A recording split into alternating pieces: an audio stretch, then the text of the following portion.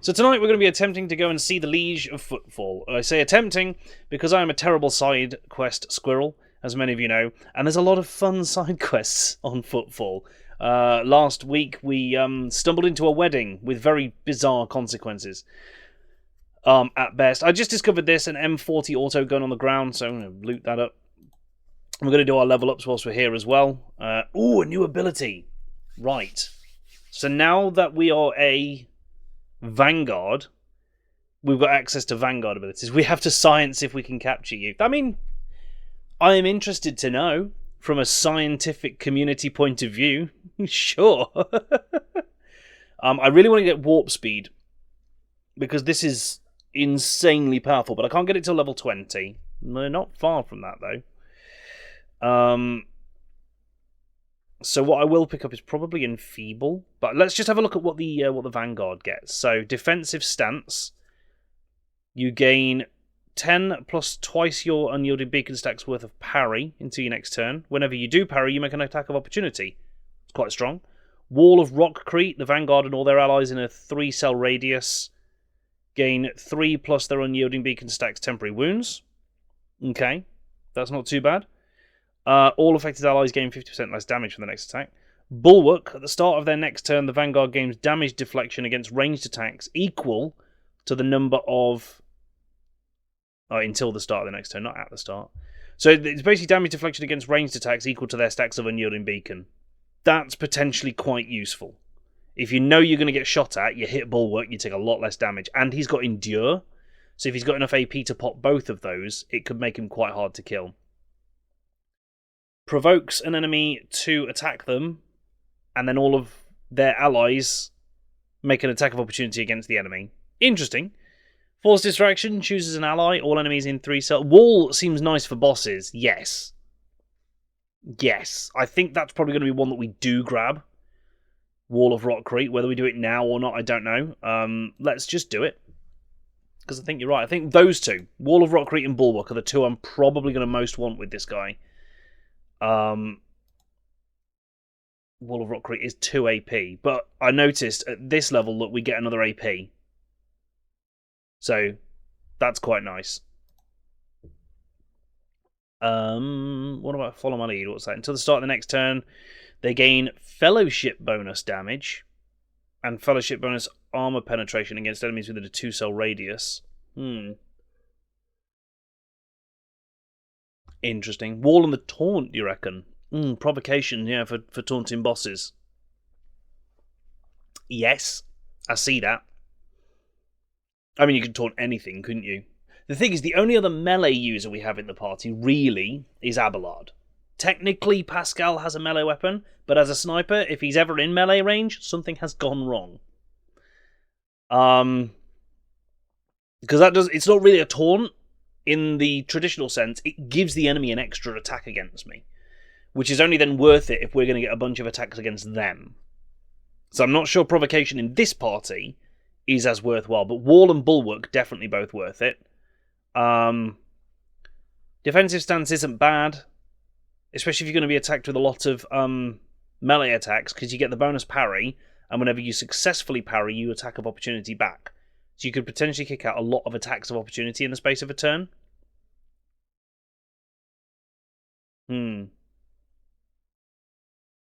Yeah, let's do Wall of Rockcrete first. And we get a common talent as well. Look at this. What have we got down here? What haven't we picked up yet? We have ended up with...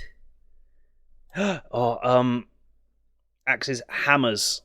I think that counts for my Thunder Hammer. But also, my Thunder Hammer's a power weapon, isn't it?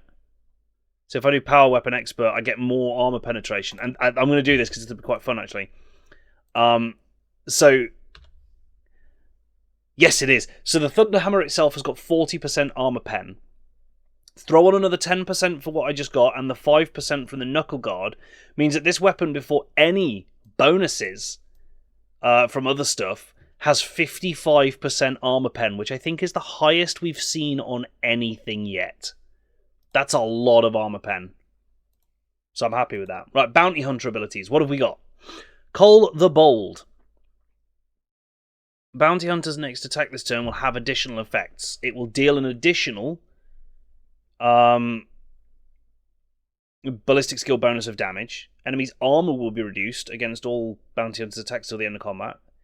If the enemy's armor against this is below 20%, their dodge is also decreased. And if they are the prey, then the armor and dodge reduction also work for allies. That's amazing. Like, that's straight away amazing. Claim the bounty makes a free single attack with the selected weapon. The attack always hits, doesn't end their movement, but deals just 4 times ballistic skill and perception bonus % of the usual damage. After each third enemy killed by it, you recover 1 charge of down the prey. Hunt down the prey. I don't know about that one. Anything end of combat is big, isn't it? So anything until end of combat is big. Parry plus taunt also should be counterattack wall. I think, yeah, parry and wall is huge, right? Pop both of those and just sit in the middle of the battlefield and wait for stuff to come to you. Piercing shot, the next attack will have 100% over penetration and a bunch more armor pen. And if you hit the prey, the next attack that hits a target marked as prey is always a critical hit. Nice. Especially, I imagine as we get further into the game as well, the combats are going to get bigger and longer. So yes, anything that says end of combat just becomes more and more useful the further in we go. Raid. Until the bounty hunter's next turn, whenever an ally attacks a target marked as prey, the attack deals plus their perception bonus % additional damage, 4% additional damage, and gains half of the bounty hunter's current bonuses to crit chance. Hot on the trail, designates an enemy in a 10-cell radius as trailed and finishes the turn. All allies gain hit chance against them, and more if they're high difficulty, and if an ally kills them, then the bounty hunter gets a bunch of bonuses. Interesting. And when it's used for the 3rd time, they get a charge of hunt down the prey. Nice. Ensnare the... I mean, these are some cool abilities.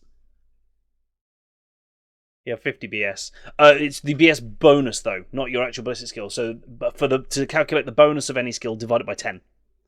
And round down. Always round down. So even if it was 39, the bonus for that skill is 3. Yeah. Yeah, there we go. Krabs, you got it. You got it. We can set a trap. Any enemy entering the 2-cell radius around the trap activates it. Each enemy in a 2-cell radius around the trap suffers a bunch of direct damage based on either perception or intelligence. Well, he's got a fair deal of intelligence. And must pass an agility test or become immobilized until an enemy's next turn. Nice. And the bounty hunter gains their agility bonus in movement points. That could be an excellent defensive ability. You know? Oh, well, in fact, you can set it in a 10-cell radius. That could be useful. I think I'm going to go with... what was it? Call the Bold first. Next attack will deal BS bonus damage. Reduce enemy's armor. Do a load of bonuses like that. So I think that's the most useful first ability for him. No, not that one. You need to actually... No, stop! Right, Assassin. Now, what are we going to do with Assassin here? Makes an attack that doesn't count towards their attacks per turn and doesn't block their movement, but deals only a quarter damage. If it's successful, it gives the enemy a hemorrhage. At the beginning of each of their turns, they will suffer lethality divided by 10. Lethality is equal to dodge or dodge reduction, whichever's higher. Neither of them. He's not good at this. Okay, maybe let's look elsewhere. For a turn, you become the lowest priority. Can move through enemies, deal bonus damage, and it's stealth. It's stealth, basically. Yeah, the bonus is worked out by just dropping the single digit at the end. That's fair. That's fair. Bonus attacks are nice if you've got on-hit effects. That's fair, Krabs. That is a good point. Or the assassin makes an enemy suffer minus twice their agility bonus armor and minus a bunch of deflection. There's only one enemy adjacent to them. The assassin also gains dodge. And if there are no enemies adjacent to the assassin, they gain dodge reduction. Okay. Dashes in a straight line. Takes less damage from opportunity attacks and gains dodge against the enemies they dash through. The assassin hasn't dashed through any enemies at the end of the turn. Okay, not bad. It's a mobility ability. Killing Edge. Attacks and grants 40% dodge to the target for this attack. If it hits, it deals an additional lethality divided by 7 rounded down damage. If it hits an opening, its additional damage is increased by lethality %, which is big. Because his lethality is currently 48. So that would increase damage by 48%, which is quite a reasonable amount, actually. And maybe we need to look at making Abelard less of a heavy armor user and more of a dodge tank, a dodge machine, then, since we've made him an assassin, and that would make all these more useful. To be honest, you know, hemorrhage can only ever cause a max. Can dodge go over 100%? Do we know? Because if dodge couldn't go over 100%, then these become more useful. But otherwise, the maximum this damage can ever do is 10. Which isn't a massive amount. You know? This isn't too bad. Poised to strike. Basically picks an enemy and really reduces a lot of their defensive stats. So you can stab them harder. Killing Edge is pretty cool. Like, the enemy gets plus 40% dodge, but if it hits, it ruins them. He could wear heavy armor and be effective if we can get his dodge reduction up, but it's largely affected by what weapon you're using, the dodge reduction. So, I feel like Adira might be very good at this because she uses a long las, and that's got quite a big dodge reduction, doesn't it? Yeah. I don't know what to give him with this. Lethality divided by 7 at the moment would be 6. A bonus 6 damage, unless he hits an opening, in which case it's 48%. And he uses a greatsword, so 48% of a hit from that is actually quite a reasonable amount. Maybe we take Killing Edge then. And specifically use it when we are within that that exposed arc. I mean, we can always just use this, create an exposure, and slam him with the greatsword for this one. Yeah, it's not a bad idea, actually. Let's do that. Let's do that. And then find ways to get his dodge and stuff up, maybe. For now. With all the dodge reduction, I have a hard time believing you can't go above 100% dodge. Yeah, that's fair. There's a lot of dodge reduction in the game. So I think you're right. There's got to be some ways to get above it. Right, this is a Arch-Militant. What do they get? Devastating attack. If you hit with your next attack, it causes all the targets, so it affects area effects, to make a toughness test with a penalty. If failed, they will suffer a negative effect based on the damage type. Either knocked prone, bleeding and slowed until the end of combat, or blinded until the end of combat. I love it. That could be fun. Reckless Rush is largely about melee, I'm guessing. So, gains movement points, basically. Not too bad. Wildfire. Next attack will cost 0 AP and will not count towards the attack limit and will grant a stack of versatility. And the cost of this ability is reduced by 1 for every 4 stacks of versatility. Nice!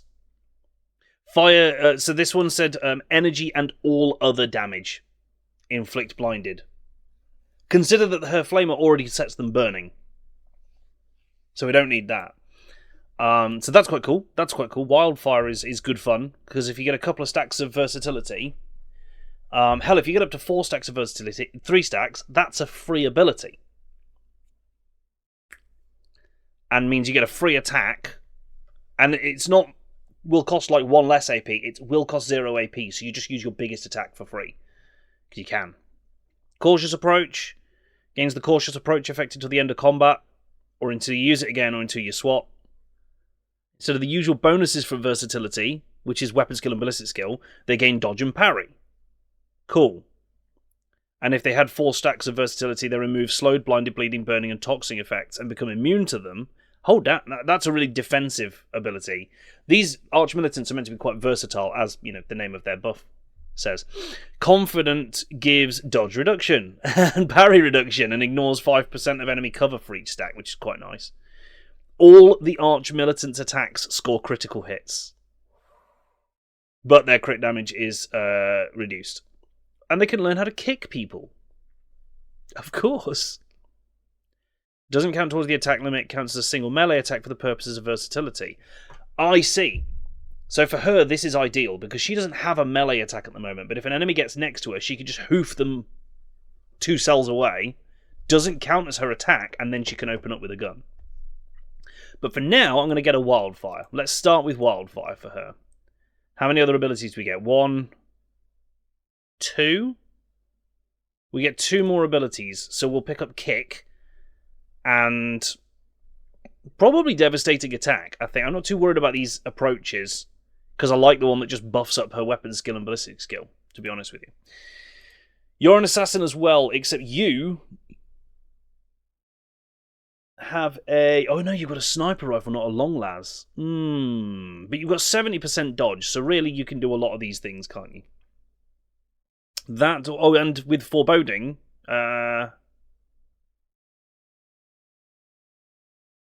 creates an area that lasts until the start of the Psyker's next turn. All allies in that area gain 4 plus twice their psi rating of dodge. It can't be less than their perception bonus and will pass. It's a minimum of an extra 11% dodge. And she's obviously got her other Psyker ability, which just drops about 10% dodge on people as well. So actually you can buff up dodge a lot.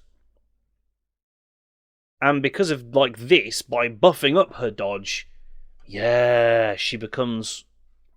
And that's a 0 AP ability as well. So why not use it? That's a free attack. For 25% base damage and a hemorrhage. Actually, I'm massively seeing the benefit in that now. Especially because she can buff her own dodge a lot. Sold! Her dodge is 84%, not 70. When did that change? What? Not that I'm complaining, but I just noticed it chunk up by a ton.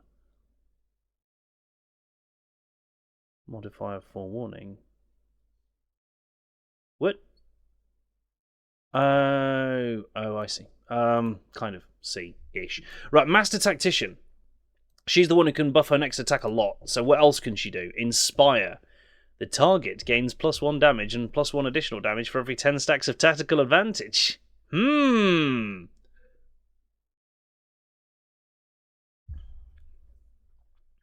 Interesting. Linchpin is Resolve. That is temporary wounds. Assign objective marks an enemy. If they're killed by an ally, the ally gains a bunch of momentum, which causes a bunch more Master Tactician stacks. So this all kind of chains onto each other, doesn't it? And 5 to all characteristics. That's really nice. It costs an AP, which is a slight problem.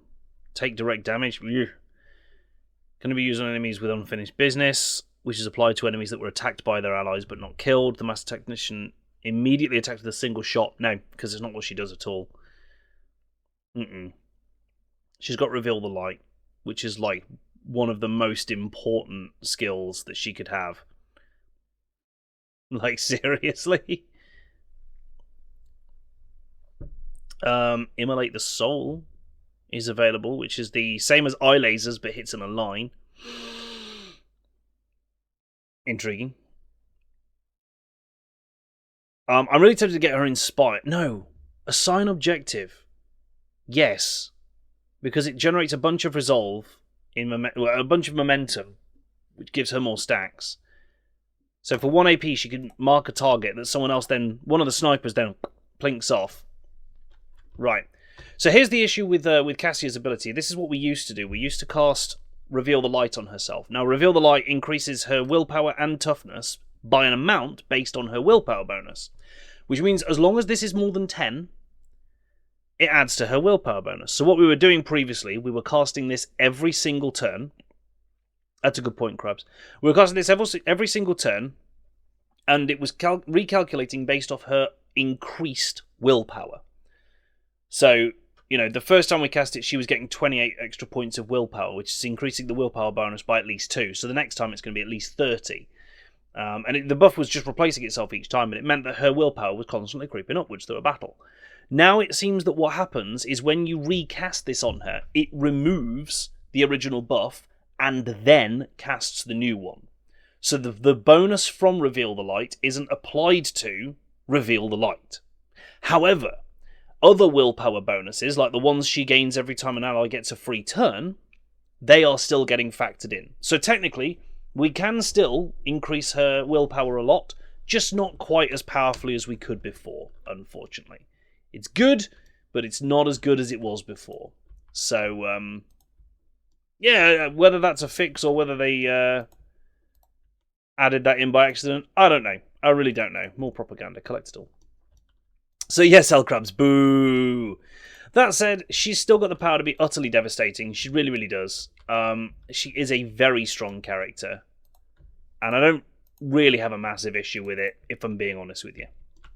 Now, there is a big part of me that is tempted to nip back to the ship, because we've got a lot of big, big debuffs at the moment. And it's just this way, isn't it? Who's that? Carnival Barker, and there's some loot. Let's grab the loot at least. Because I can't help myself. That's a little poster. We'll have that propaganda down. Tech use, let's go. Oh, good, there's a dead person. Is it dead? How am I supposed to work if they broke my ribs? Not dead. Still talking to me. It was 4 to 6 more will at the end of a fight. Why not have fun? Yeah. Yeah, exactly. So, there's no reason not to use it, you know? It's definitely a very strong ability. Right, let's, like I say, which one of these goes to the Void Ship? Warehouse, rest of the Footfall. So you should pop back to our Void Ship, get these, hideous wounds healed. Void Dock Alpha Row. Do I have to go through there? I think I do. I think I have to come through here to get it done. Oh well. Never mind.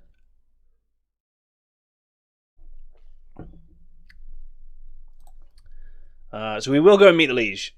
That's the plan. Did I find all the traders? Not yet. But another part of this patch that's been put through is that apparently all space traders, so those who sell ship parts, have had more items added to their level 0 reputation sales. Meaning, why have I lost all vision of this place? That's strange. I have to rediscover it. Meaning I can nip to my ship's bridge, go and speak to Janus, and ask about the Imperial Navy again, and they should have, in theory, some extra stuff for me to purchase. In theory.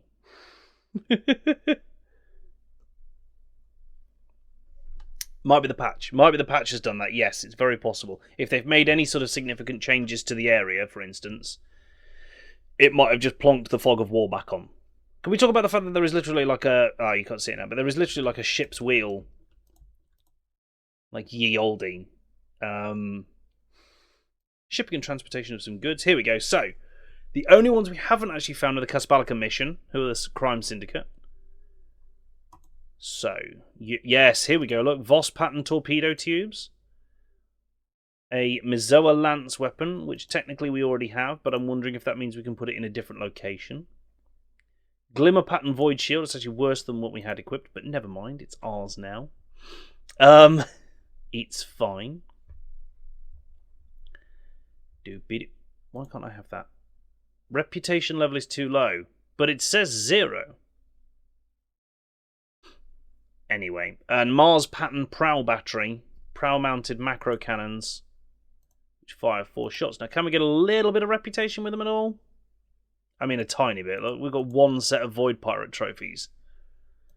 Also, can I point out, noticing from this list of trophies, Void Pirates, okay. Void Heretics, expected. Drakari, Eldari, Necrons.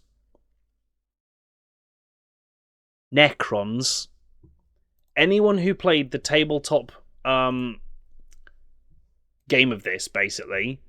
Oh, look, you can trade with the Drusians as well. Enforcer helmet. Hello. Anyway, yeah, so Necrons in Battlefleet Gothic were absolutely terrifying. Borderline broken. Like, Stims? Imperial Scroll, what do you do? Grants the owner a 15 bonus to Lore Imperium. Okay, well that's not bad. Bloodhound Staff? Equipable by Navigator? Devastating 6? First use of an attacking Navigator power per turn does not set the power on cooldown and does not count towards the attack limit per turn. Sorry, this would allow Cassia to cast Lidless Gaze twice a turn. I mean, yes. So these guys really love Holy Gifts, and we've got a few of them. So, oh geez, it costs 5,000 reputation just to get to level 1. And bonus will. Exactly, L-Crabs. Exactly. Everything's coming together, isn't it? We've got any more Holy Gifts? Because, I mean, these guys, the Drusians, are clearly where these want to go, right? They love them. Yes, there's loads of Holy Gifts. Boop. Cool. We can get 3,500. It is a Navigator staff, so only they can use it, really. But, right, nothing for the Explorators, because we are way too low on profit power for those. And from these guys, we've got a Navy Swashbuckler's Cloak. 10% parry reduction and 5 armor penetration. Hell. Sorry, more armor penetration on melee attacks. Don't mind if I do. Alright, who's next getting an upgrade? Monofilament grenades and pirate chainmail. Intriguing. And what do you love? Heretic trophies and Xeno artifacts. I can do those. Oh, it's now kind of a tough decision as to who I... You only accept void trophies, so that's fine. And no one else really seems to accept those, as far as I can tell, so that's not a problem. Holy Gifts and Jewelry. Holy Gifts and Heretic Trophies. Heretic Trophies and Xeno Artifacts. I'm starting to see the overlap, folks. I'm starting to see the unfortunate overlap.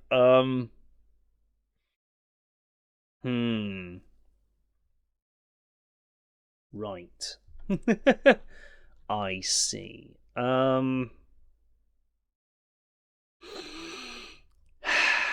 mean, I love the sound of heavy plasma gun. I think I'm going to teach Argenta to use plasma weapons, by the way, and replace her bolt gun. So she's got a plasma gun and a flamer. Because why just overheat in one way when you can overheat in two, right? Okay, so who do I most want to level up? I mean, we started with the Drusians now, so we might as well. Sanctified staff. We got Emperor's Wrath. I'm sorry, what is this? I'm not allowed to right-click it. Dang it. Okay, so we gave them all the holy gifts, I think. So the next thing would be jewelry. Just check for holy gifts. Start clicking jewelry.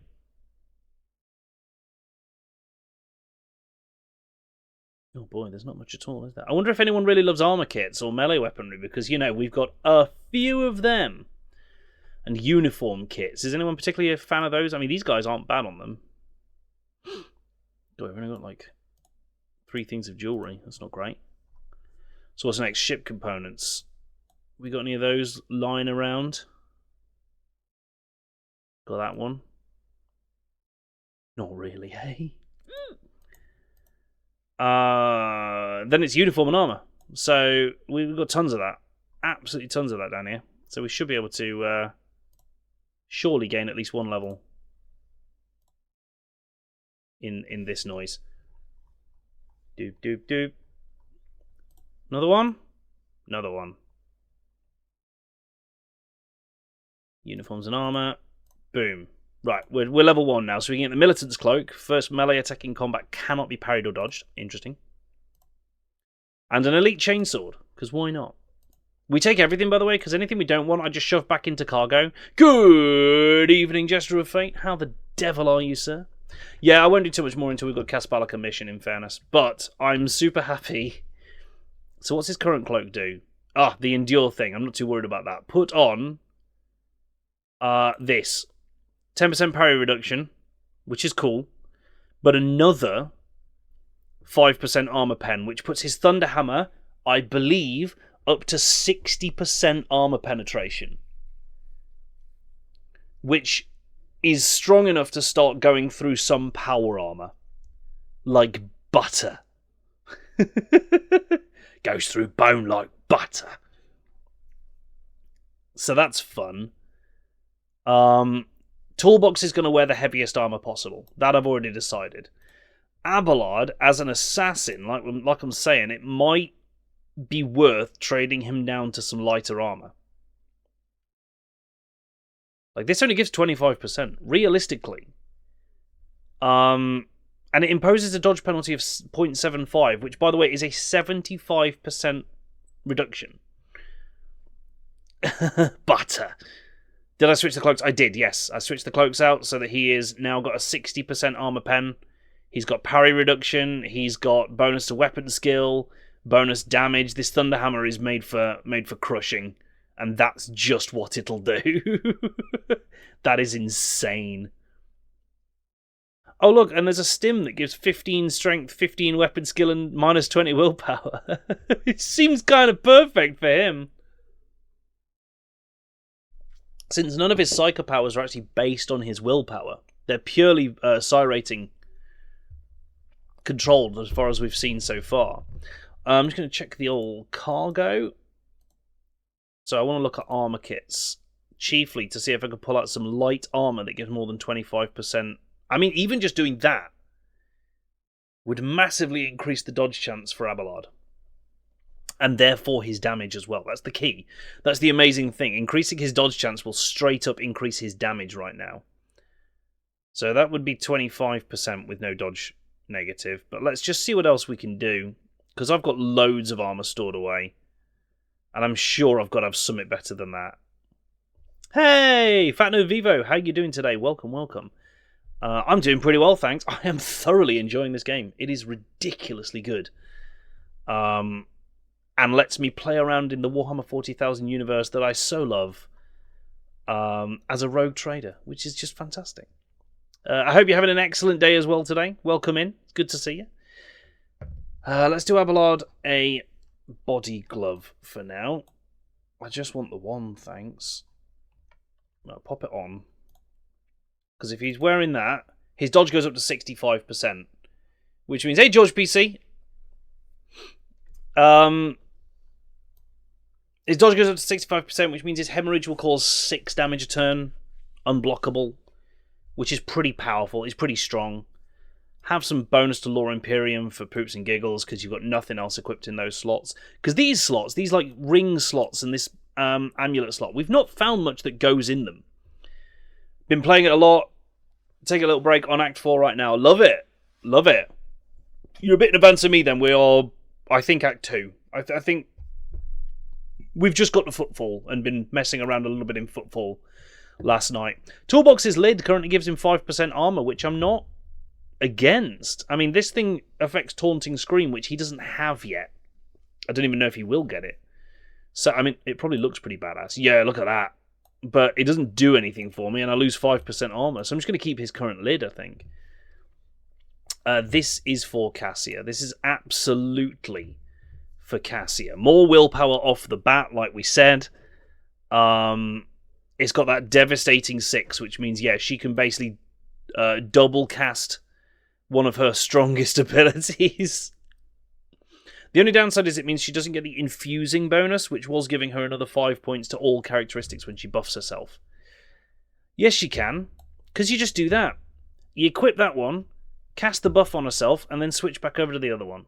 I keep forgetting about the whole 2 weapons thing. So my rogue trader, Fat Nerd Vivo, is a Hive World... No. Crap, I've forgotten my own origin. It's fine. A Death World sanctioned Psyker with the warrior archetype and the Psyker biomancy. So the whole plan behind him is he's a tank, and he uses his psychic powers to buff his strength and toughness, heal himself, give himself regeneration, more AP, And then he's got a Thunderhammer, because why would you not? Why would you not use a Thunderhammer? With all the buffs he's got, it's up to like 60% armor penetration, which is quite fun. It does not matter what he hits with it, they crumple. I love it. It's great. So yeah, that's pretty much the build that I'm going with on him. I've got Cassia Navigator because she's insanely strong. And has Navigator abilities that cause no warp degradation and chew through enemies. Idira as a sniper, which is working quite well, and she uses some psi powers for buffs.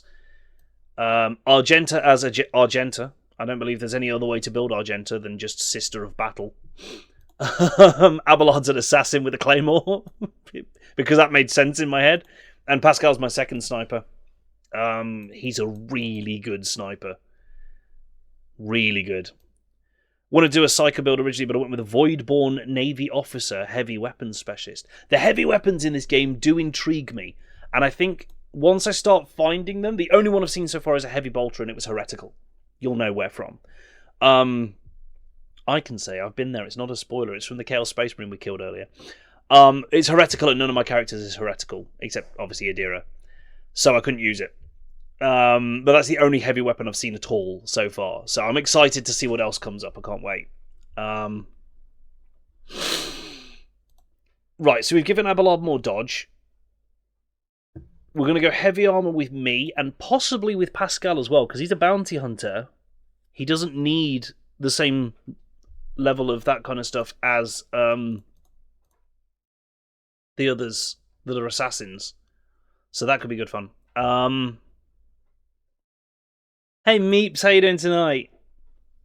Oh, it's good to see all you lovely people as we play some more Warhammer 40,000. I think I've equipped everything I wanted to just now, so that can go back into cargo. Those can go back into cargo. I'm not... am I using those? What have I got? Oh no, I like Cheap Charge. Cheap Charge is too good. You're trying to do a mix of Tactician and Soldier, but you weren't liking it, so you just spec'd it to pure firepower. Can't blame you. Cannot blame you. I've got Cassia as a Master Tactician because basically they've unfortunately just patched it, but I don't know if you saw Vivo. So basically Cassia has, let's actually show it on here so that people can see it.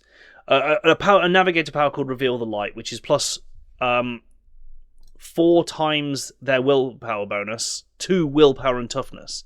And it was the case previously, prior to the patch, that you would cast this on turn 1 of the fight and it would increase my willpower by 28. Then you cast it on the second turn of the fight, and because my willpower bonus was now higher, it increased my willpower by 30-something. And then you cast it on the third turn, fourth turn, fifth. Basically, every turn you just cast this on herself, and her willpower ramped up through the battle. The longer the battle lasted, the higher her willpower got. You combine that with Held in My Gaze and Lidless Stare, and she is a damage-causing machine. Like, she's bonkers. And then I've gone Master Tactician so that she can do Press the Advantage and hit even harder with all of that nonsense. So, I've got to kind of shift my approach now a little bit, but because basically they've changed it so that Reveal the Light doesn't stack with itself. Essentially, when you recast it, it first removes the buff and then applies the new one based on your willpower without it. So, tragically. But, you know, we had a little bit of time of utterly breaking the game, and I'll take that for what it's worth. Back to Furibundas. Any void ships for us to fight? Because I really enjoy fighting the void ships. No? Let's just go back to Footfall then. Fine!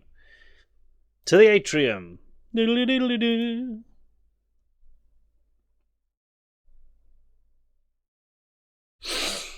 If they didn't want it to stack, they should have just put it in the description. I know, right? But, you know, it's fair. It was a little bit broken. See some of my previous clips or my shorts on YouTube for some examples of times that I had Cassia just blow away entire squads of enemies. Just jib them all because her willpower, even at this early stage in the game, was pushing 200.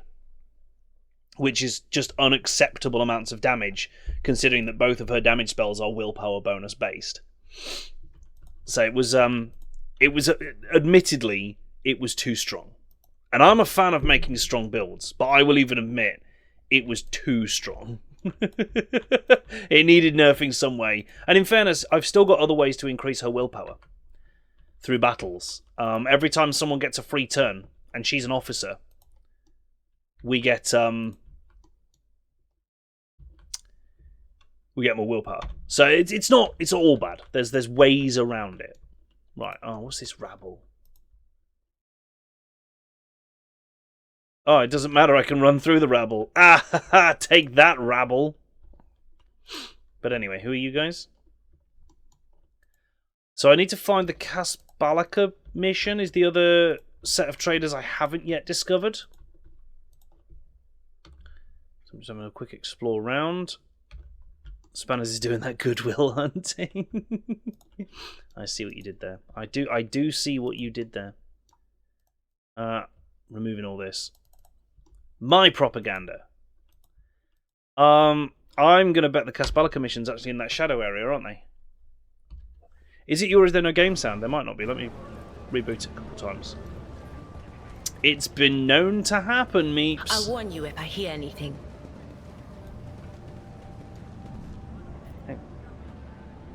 Lore Imperium. An expected result. Cons appeared here back when the station was founded, when it was assumed that Footfall would become a wondrous palace in the stars. Yeah, that went wrong, didn't it? And that's the warehouse. Hey? Gotta stop booping buttons while I'm streaming. I know. I just love booping the buttons, you know? What can you do? I can't help myself, chat. I see the buttons, I boop the buttons. You know? It's just how I roll. So we're playing on daring difficulty as well. If I ever finish the game I want to replay it, I do want to do either a tank Psyker build. So it is quite fun. It is quite fun to do a tank Psyker build. I don't think I've even built it perfectly. Because it's my first playthrough, and it's been donkey's years since I laid eyes on the actual Rogue Trader tabletop. Though I have it on good authority that Owlcat have done an excellent job of translating, much like they did with Pathfinder, an excellent job of translating that tabletop role-playing game into a video game. Search for potential cultist den. You think the rumours of heretics are true? Ow. Ow, ow, ow, ow. Oh yeah, my voice acting. There was a time when I'd have said it was likely a fabrication. One can say many things about the Kasbalaka mission and the other shady operators on Footfall, but even those thugs are loyal to the Emperor, and so they mercilessly exterminate outright heretics in their territory. But now, heretics have launched an open attack on a rogue trader's ship. A member of your dynasty, Kunrad Voitvir, has turned out to be one of them, and Footfall itself is sinking deeper and deeper into madness. In these times of strife, I'm willing to believe in heretics who openly perform their dark rituals and brazenly mark their dens with sacrilegious symbols. What was it he wanted from us? Remind me. He told us to look for sun symbols inscribed in blue and gold. Hieronymus' congregation suspects certain suspicious individuals of heresy, and rumour has it that this is how they mark their hideout. You seem weighed down by something. What? No? Smooth, Argenta. Apologies, Rogue Trader. Being here on Footfall is difficult for me. Ow. It's a minor personal weakness, but I'm as ready to fight as ever. It will have no effect on my combat skills. Something is troubling you. Tell me, perhaps I can help. Oh, Fat Nerd Vivo. So I've got on really well with the ship combat, because to me, it's just Battlefleet Gothic. Like the original tabletop Battlefleet Gothic, I look at the ship combat in this and go, yep, it's exactly the same. That's how it works in my head.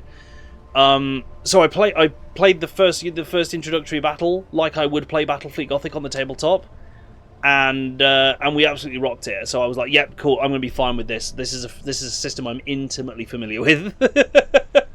So I got quite lucky there, because I was a staunch Battlefleet Gothic player back in the day. Yeah, perhaps I can help. I suppose I could share it with you, but the tale will be long and I will have to start from the beginning. Strap in, chat. I wasn't born in the Expanse. I was sent here to be a guardian of a reliquary on Footfall, but my ship became caught in a warp anomaly, and although it lasted only days for those on board, decades has flown by in real space. When I last arrived on Footfall, it felt like I had been erased from time. No one was waiting for me on this side of the moor. The people who were supposed to greet me, who knew about my imminent arrival, had died. The reliquary that should have been mine to safeguard had instead been taken under the protection of Reverend Hieronymus and his brethren. They were more than up to the task. They had no need of my help. Footfall became my cage. I didn't know who I was or what purpose I had here. The way back to Calixis seemed like another trap. Even if I were to find a ship headed there, my sector, my order, they too would have lived decades without me by that point. Whenever I'm reminded of those months spent on Footfall, it feels like I'm falling into a pit. I hope the rumours of cultists turn out to be true. I can't wait to prove with my bolter that the world and the Imperium need me. How and why did your stay on Footfall come to an end? Something must have changed. Yes, a sign, almost a portent, showed me the right path. But it's not something I can speak of like this, on the street, in this den of malice. Let us be on our way.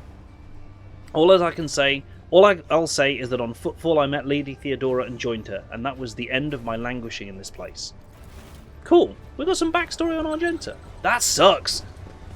So that's one of the perils of warp travel in this universe, is that for those on board the ship, a couple of days or a week or two can pass whilst they're in warp travelling. But out in real space, any amount of time can pass. Any bloody amount. So like she says, she missed literally decades of life because of how long this warp jump basically took in real space, which is crazy. Everyone that she'd previously known or was expecting to meet here or anything like that was just gone. Just wasn't here. I've never wandered so much before. Aha! Now here's an area I haven't been in before.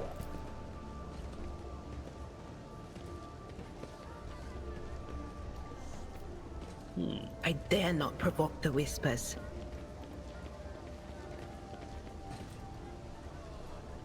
Except there's nothing here. Dang it. Unless we need to get into this area to find the Ujima flips. I wonder if the good Reverend has sent ahead word that we're going to go in and purge. Last CRPG played was Wasteland 3, so there's some adjusting. Yeah, that's fair. I can see that being a bit of an adjustment. I started playing that, I don't think I ever finished it. I didn't do it on stream, that was a problem. Usually playing games on stream makes me focus for long enough to finish them. Ooh, what's in this door? Hello. Rising sun symbol. It seems oddly repulsive, even sinister. It's a trap! Well done, Argenta. Instead of disarming the trap, you gave it a cuddle. Good work. So that would mean yes. Oh, look, to the cultist's lair. I wonder if this is the way. I feel like this is the way. But not in a Mandalorian sort of fashion.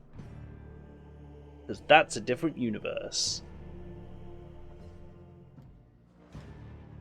One that, as we discovered last stream, there was a whole subreddit to the discussion of which would win, Star Wars or Warhammer 40,000. This ocular implant was a worthwhile investment. Join me Argenta. in prayer. Moving around the trap. There you go. Duty There prevails. you go. See, that works better than just Pay running attention. through it, The future is never certain.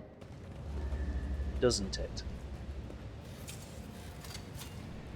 I better myself. Oh boy, through it's my almost like these service. cultists don't want visitors, right? Oh, secret tunnel! Ah, secret tunnel. I've wandered into something awful. Open the doors for us, guide our way, twist our way, we beseech thee, our Lord. Someone's going to get spawned or demoned, aren't they? This guy's doubling out. Yeah! Yeah, that's a pink horror. That one will split into two blues when I kill it. She is having none of it! Argenta is having none of it! She's just come in and immediately murdered one. Sacrifice. Yeah, it's pink horror. Right, how ready for a pink horror are we? Strange vitality. Why have we got that? Not that I'm complaining, but, you know, seems a bit weird. Who's going first? Argenta's going first, I think, if I've read this initiative track correctly, which means we want to be nice and close so we can flamethrower as many of them as we can. Just start there, to be honest. I do enjoy the pause function when there's a trap. I definitely would have killed my team 10 times over if I didn't have it. 100%, Vivo. 100%. The ability to just sort of panic mash space and stop all your characters from running forward dumbly is life-saving. At the very least. Right, Pascal's going to chill here. Abelard, you are front and centre-ish with me. When do you get a turn, actually? Not for a while. Oh no, Abelard's second. Abelard's going second, so actually you can absolutely just barrel insert. You have a claymore and you're an assassin. Go hog wild. Which means Cassia can take this cover. She's not until much later in the turn order. And Didira can take this one for sniping. Let's go! Argenta. Argenta. Oh my god, she could hit every single one of them. Almost. That's the money shot right there. Faith without deed.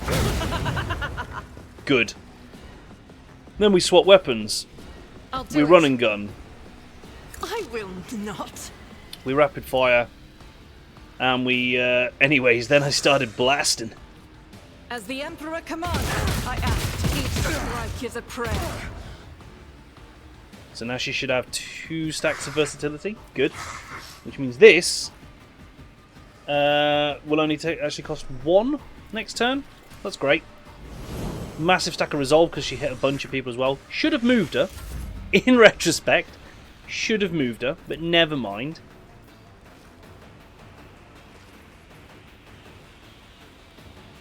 You're going to move to there, please. Yes, that's a perfect way to do it. Than this in my time. Victory is reduced to dust. Oh, damn, he hit the pink horror. I didn't think he had the range to hit the pink horror from there. Okay. Where are your exposures? Yours is on that side. Because I took Killing Edge instead of the Hemorrhage one, didn't I? Dang it.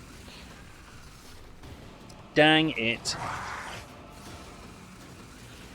Okay. Okay, Killing Edge ain't bad. Same in Pathfinder and also the KOTOR games. Yeah, just that pause.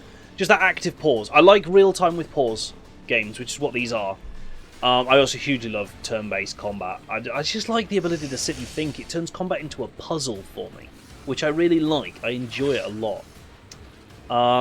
So that counts as an attack and isn't an extra attack, unfortunately. So it will be done. Right, we're going to break through, which is going to involve me moving to there. My place is at the 4. Then breaking through you for the kill. And then... Why can't I break through a second time? I thought I was supposed to get 2 charges of slash. Oh, with 1 charge? Oh, damn. What's that based on? Half my agility bonus. That's why I only get 1. I see. 65 stacks of base lethality. Nice. Just sounds nice, doesn't it? This is my base lethality. Oh, this is gonna suck. Pink Horror and 2 Sorcerers to go next. Good news. Many of them are on fire. Hi! Bonk! Ow. Why did he just give me that attack of opportunity for free? Ooh, that sucked. And he's done it. I'm not sure what their plan is here, but they are deliberately taking hits from the... Right, what is this twisting path? Psychosomatic trauma, can't use psychic powers. Well... Shit. Damn it. Alright, okay. Well, what we can do, though, is... exposure. A lot of exposure. So we'll give the Pink Horror an expose that faces us. Or... And then we'll shoot him in it. With a dead shot? Yes. But of course. That did 6 damage. How did that do 6 damage? What the hell? What the hell? I mean, he has got 65% armor, so maybe we need to be whacking him with the Thunder Hammer. Still, Hemorrhage ignores it. If it hits. It did hit. And it did hemorrhage? Did it? I can't actually tell. Yes, it hemorrhaged. So he's taking like... 8 rending damage that ignores armor and deflection every turn. So that's good. That's good. And hopefully I can stack that with Abelard's one as well. Hopefully. No psychic powers sucks. Oh shit, that's a plasma weapon. Oh shit. It's only a pistol, but it's still a plasma weapon. Pascal, on the other hand, doesn't care. So let's stack up some buffs, shall we? Warp shield, it's annoying. Oh, that's what's done it. Thank you. Yeah, that's it. Absorbs incoming damage for a turn. And if I kill the sorcerer, I don't think it goes away, does it, unfortunately? Right, the sorcerers are rank 2. So... not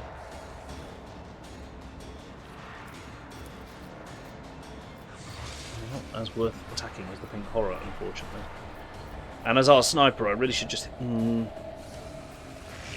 No.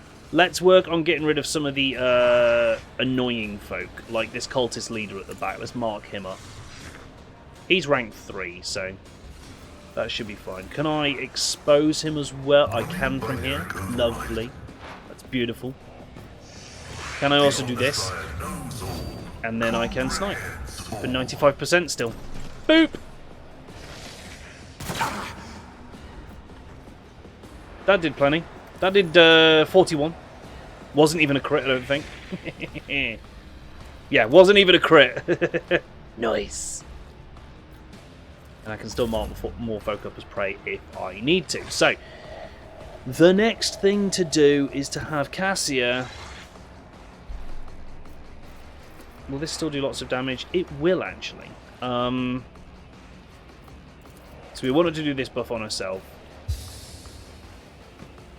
What's her... Master Tactician is pretty low, actually. Kill that one. The rest of you, that is.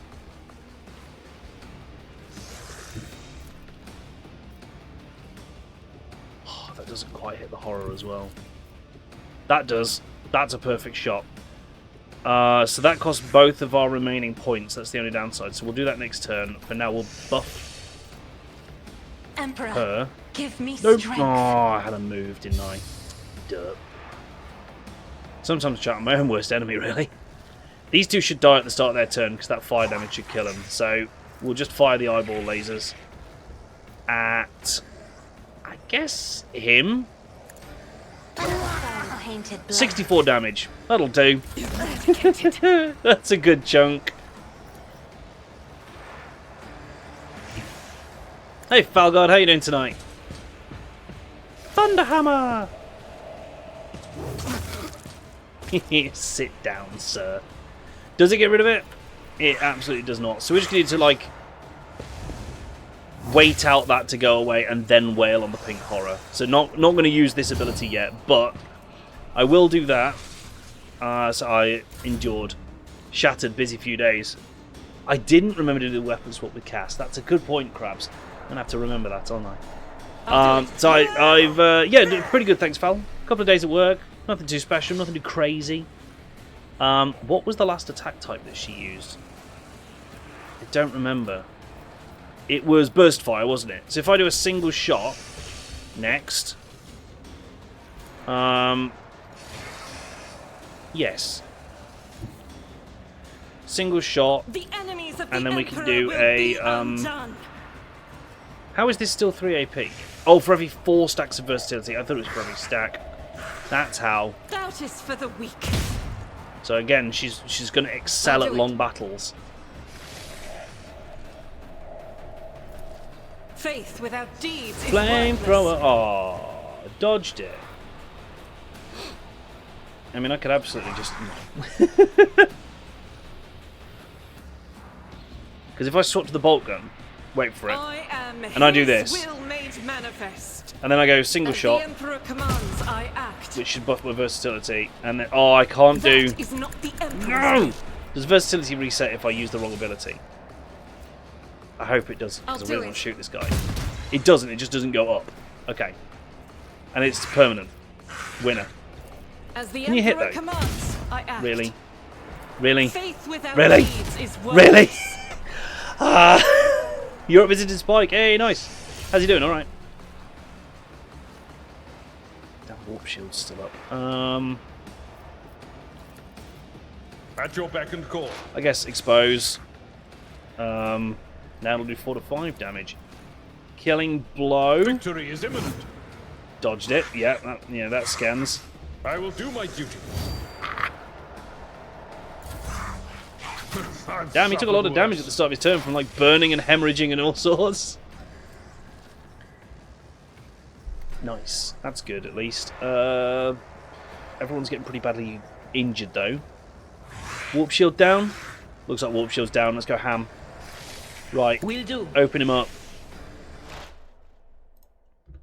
Yeah, the cold weather's not been helping anyone, I don't think. Hell, it's not been helping me get mini munch out of the house in the mornings. Nothing else. Bless him, he does not want to get out and gone. Right, Deadeye shot. Of course. 47, love it. Hit him with do. this again. I don't think you can stack the hemorrhage, but my god, if you can, it'd be amazing. No, you can't. It would be incredible if you could stack up the hemorrhage, right? Ow! Become like fire. Right, Pascal, you're going to do the same. You're going to aim for this guy at this point. Oh no! Because actually, if you finish off the cultist leader, who is downed, and why have you fallen? Not that I'm complaining, but why have you fallen over, sir? Cultist leader, what did you do to yourself? Oh no, he's dead. No, he's not. He's just gone. Oh, he's gone neutral so that we can talk to him. I'm guessing he overheated his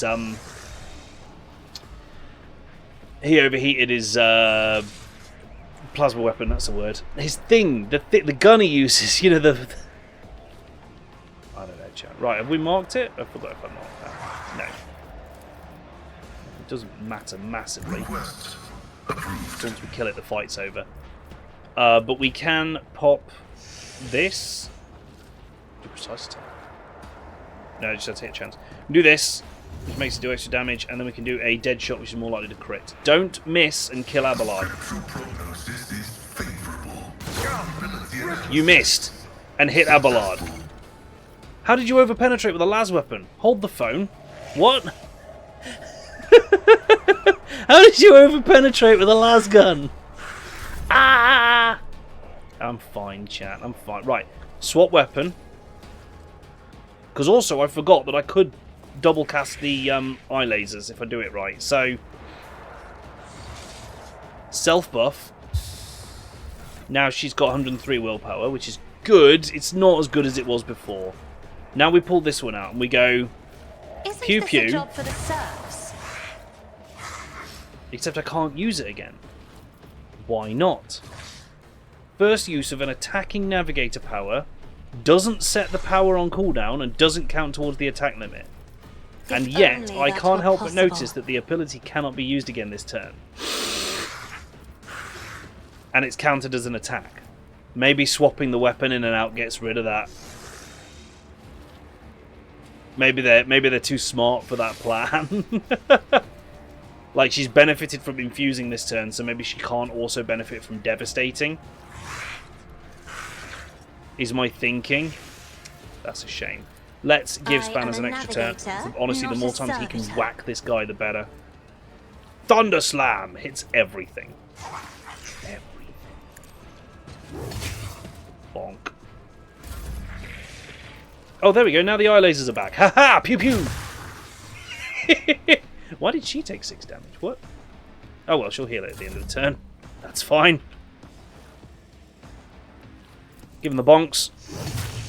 Bonk. Then we're going to endure and Wall of Rockcrete. He ain't dying this turn, and actually that technically protects his mates as well. Right, so you've already single-shotted, so all I want you to do is burn an 8. Nice. And then single shot. Oh, she can't. Oh, she can. Just for the weak. She could go ham if she wanted. But we're not going to do a burst fire. That would be a bad idea. Boop! Blue horrors. Now we're on to the blue horror section. It's a bad idea. But they're in a perfect line. This is why So I'll... Oh my god! What? What? Since Not that I'm complaining, but since when does this flamethrower do, like... What even was that? 36 damage. Base damage 20... What? Again, not complaining, but damn. If they have 4 or more stacks of versatility, they deal an additional half their weapon skill bonus. They take more damage from fire. Do they? I don't remember if these guys do. Warp creature. Immune to toxic damage. Doesn't say anything about fire. Just armor equal to its willpower. Immune to perils of the warp. Which is why they tend to have a fair bit of armor. Oh, I could have done a controlled shot and burst fired in, but never mind. So you can hit both of them. Swing! Care of this one. Or you could miss one. You know, that's At fine your beck too. and call. You need to hit endure because the other one's about to kill you. Harry! Good. Anything Dead shot. else? Finish him. Good. Oh my goodness. Hello there, cultist leader. Blaspheming heretic! Who were you praying to? I know those words. That call to a law... Of course you know them. I recognize you too, lackey to the corpse on the throne. Haven't you already experienced the power of the true God? Didn't you flee from us, shedding tears? I am one of the Adeptus Sororitas, and I have never, not once in my life, fled from heretics and betrayers of humankind. Can't you see he's trying to get under your skin? Idira mutters. I bet he wants a quick bullet to the head instead of a bonfire. Despite her tone, she is looking around anxiously and rubbing her temples. Smells of a dark future, like a noose around the neck. The heretic must be interrogated. Oh, I accidentally clicked end him. Oh, I was going to go and click the interrogate button and I slipped.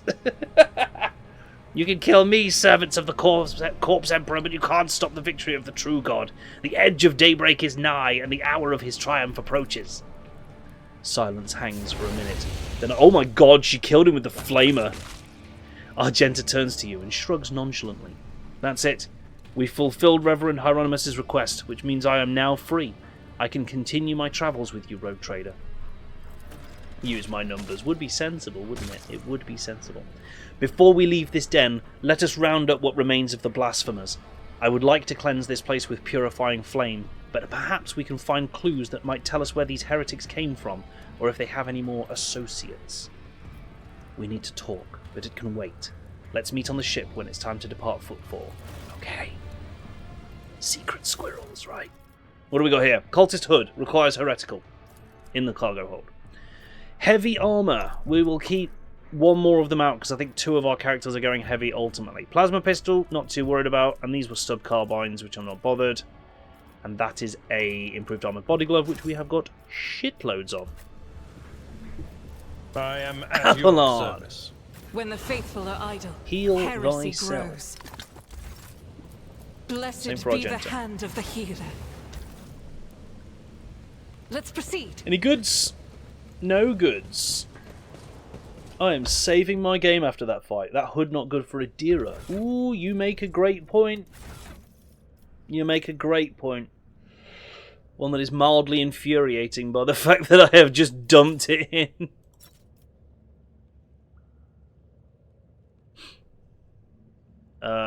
It will be... Oh, I don't remember what it came under. Heretical trophies, probably, right? So if there's a partial heretical, date from newest to oldest. Just do it this way. Damn it. I did a dumb and I just shoved the hood in a bag.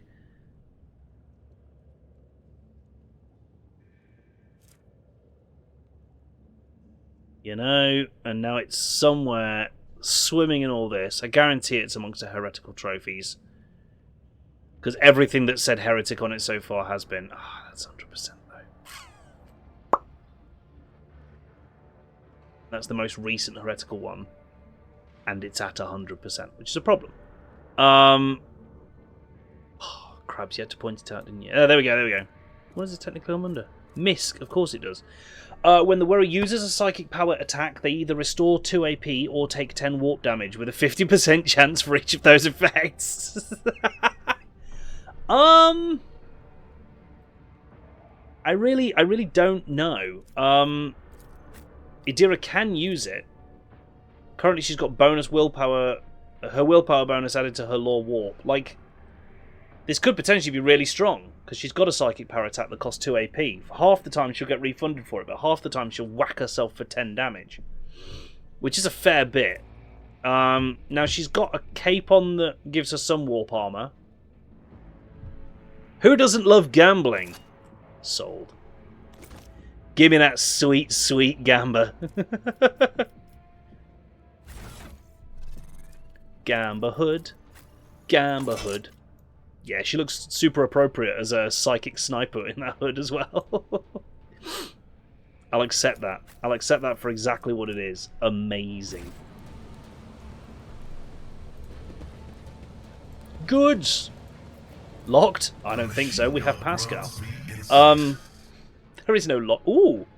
The wearer raises momentum to 175 whenever they kill 5 enemies in a row in one turn. Sororitas boots. Well, I wonder who those are for. She's got no shoes on at the moment, so that's perfect. Hang on. Oh, yeah, they work for her look, don't they?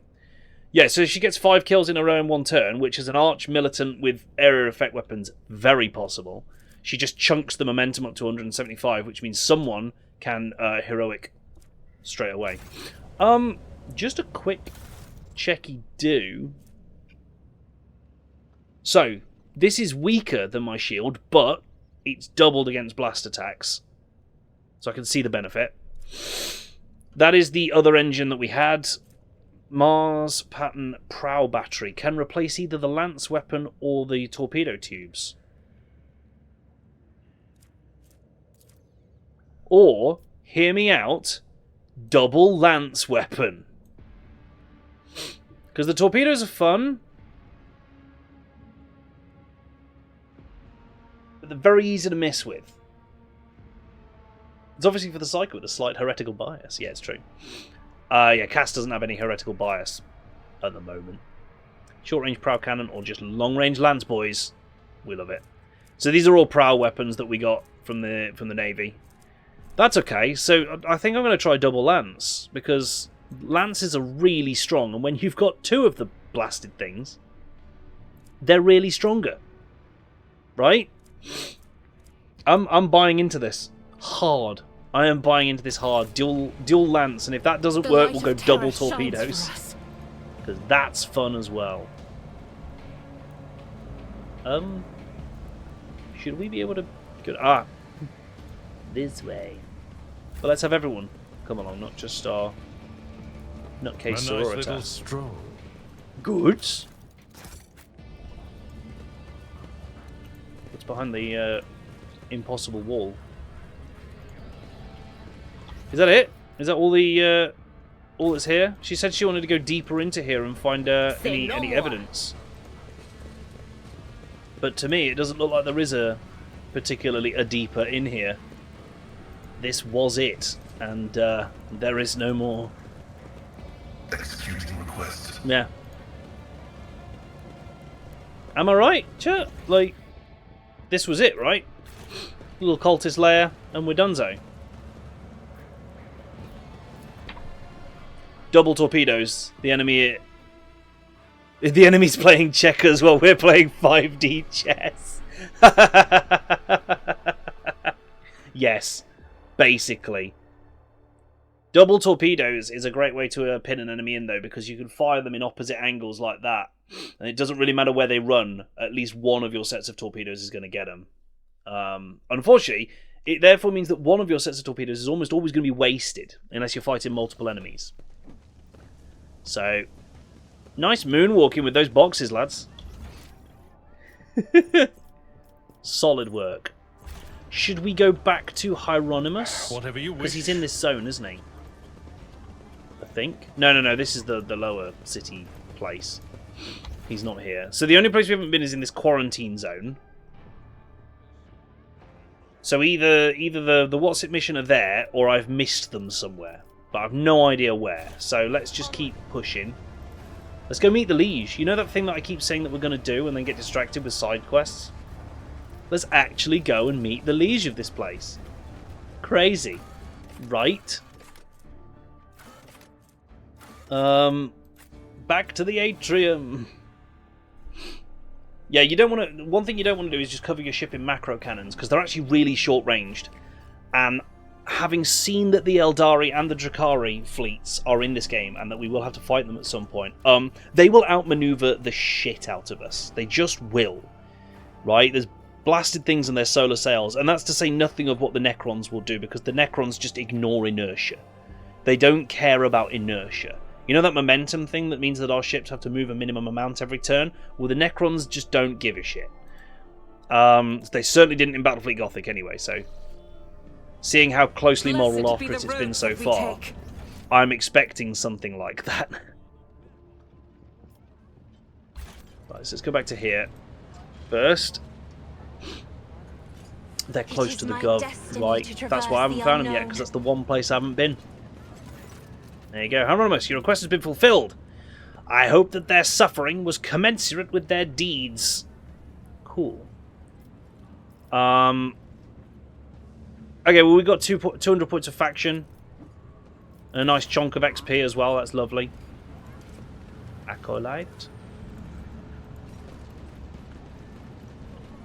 I'll chart a course for you. Macro cannons plus void ship ram equals Leroy Jenkins cruiser. That I can see. That I can see. Like, you could really chunk up the ram upgrades, couldn't you? I've not been ramming, so I just put it into hit points because I like survival. What can I say? My main character's a tank. My ship's a tank. We're all tanks here.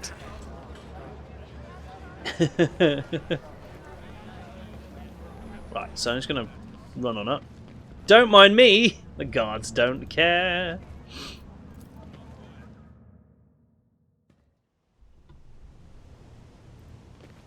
Right, there's Vlad and Tokara, the Liege. Vladame. My patience. You remember the way out? Dismissed. The tall man in austere grey clothes makes a show of looking past the woman he's addressing. Vladame, Vladame, Vladame. What Azi put such harsh words into your mouth? You talk like you're an Imperial clerk, not one of us. The woman, who is standing with her back to you, lets out an ostentatious sigh. Then her tone changes dramatically. Where's my cargo, Vladame? Falco has it, doesn't he? So that's how you do business with your old friends these days. So you don't remember? Then the help will remind you. Guards, escort her out. This guy's like a mustacheless Robotnik. Hidari, move. The massive guard leans down to the woman and says in a lowered voice, Jay, get going while he's letting you. Go drown your sorrows at the Irmasecus, and thank your lucky stars you were able to walk out the door. You won't get the chance next time. New quest, Persona non grata. Love it. First an insult, and now threats. I see courtesy and tact are no longer a valued commodity on Footfall. Oh well, I'll find myself a better deal. She turns on her heel and heads toward the exit. As she passes you by, she gives you a quick once-over, winks at you, then immediately turns away with a flip of her jet black hair. And sasses her way out the door. The tall man, who has long since noticed your presence, is studying you intently.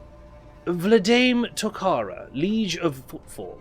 Let us please proceed to my office. A spread befitting a visitor of your rank is waiting. Your entourage will be accommodated nearby. I was expecting a welcome or befitting a visit from a rogue trader, not a scene. My apologies. It was no sign of disrespect towards your esteemed personage. Please allow me to prove it. Oh, he's a bit toady so far, isn't he? While you are engaged in small talk, you get a chance to take the measure of Liege Tokara. His expression is aloof and focused, his gestures curt and firm, and his speech calm and quiet, as though he is used to people always listening to what he says. Judging by his observant gaze, he has been studying you in turn this whole time. Vladame straightens in his chair and says in a polite but completely indifferent tone, Let's talk business. On behalf of the elite of Footfall Station, I offer you my condolences, Lord von Valentius. We mourn Lady Theodora's loss, and we hope this sentiment is taken as a sign of our good intentions and willingness to cooperate. Thank you, a terrible loss for all of us. I hope that under your guidance, the dynasty can recover from this blow and attain even greater power. I am impressed by your prudence. Your decision to arrive on Footfall incognito without announcing either the death of the previous rogue trader or your own status. It was quite wise. The rumours will spread sooner or later. It's impossible to keep secret something that's known to the thousands of people serving on a void ship. But for now, you are free to reap the benefits of anonymity. Iconoclast, with a little bit of dogmatic where necessary. Yeah, where you can't choose Iconoclast, I'm choosing dogmatic. But I have an off-stream run where I'm heretical, and it's wild. It is absolutely wild. I've heard much about your rare acumen, or should I say, about the profoundly impressive results you managed to achieve by using it. I have always had a fondness for individuals who can destroy their enemy or gain a powerful ally with just a few well-phrased sentences or precisely issued orders. The corners of Vladane's mouth twitch, bringing his expression dangerously close to a genuine smile. As you may have noticed, Footfall is currently in a state of crisis. Its people would benefit from the patronage of a figure such as yourself. I was attacked right at the docks. An outrageous stunt. A show of disrespect for both you and me. Sadly, such incidents on Footfall are akin to natural disasters. Impossible to predict or preempt. They simply happen. I would go for a heretical run, but with half of my party being from the Imperium and the Inquisition, I feel like it's a net loss at the end of the day. Yeah, that's fair. I think in order to do a heretical run, you kind of have to accept that there are just some certain characters that are not going to get on well with you. But there are more than you'd think that do get on well. Abelard, for instance, is surprisingly okay with it, because he's not dogmatic.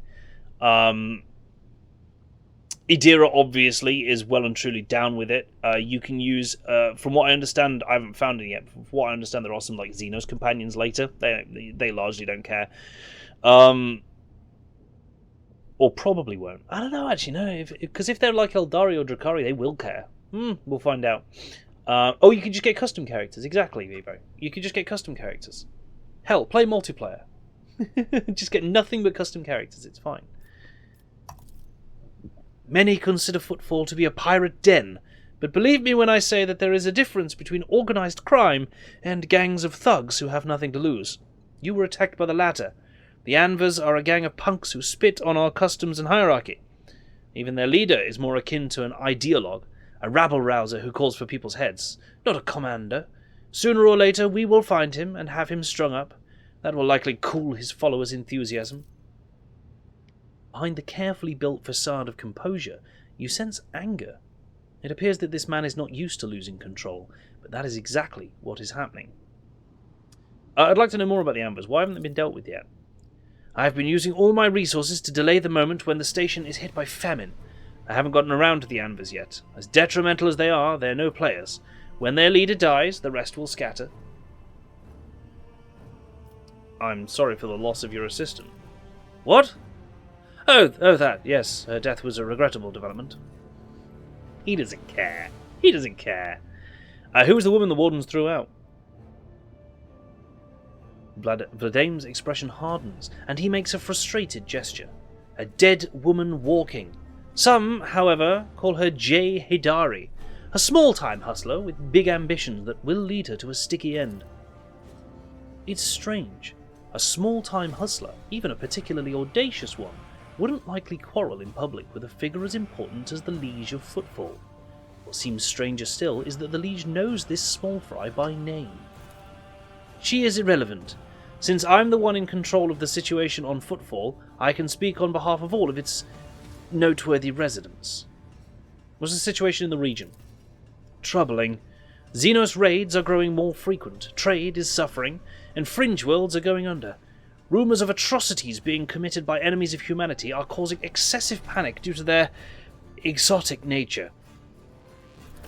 Yeah, that's my plan after this, Elcros.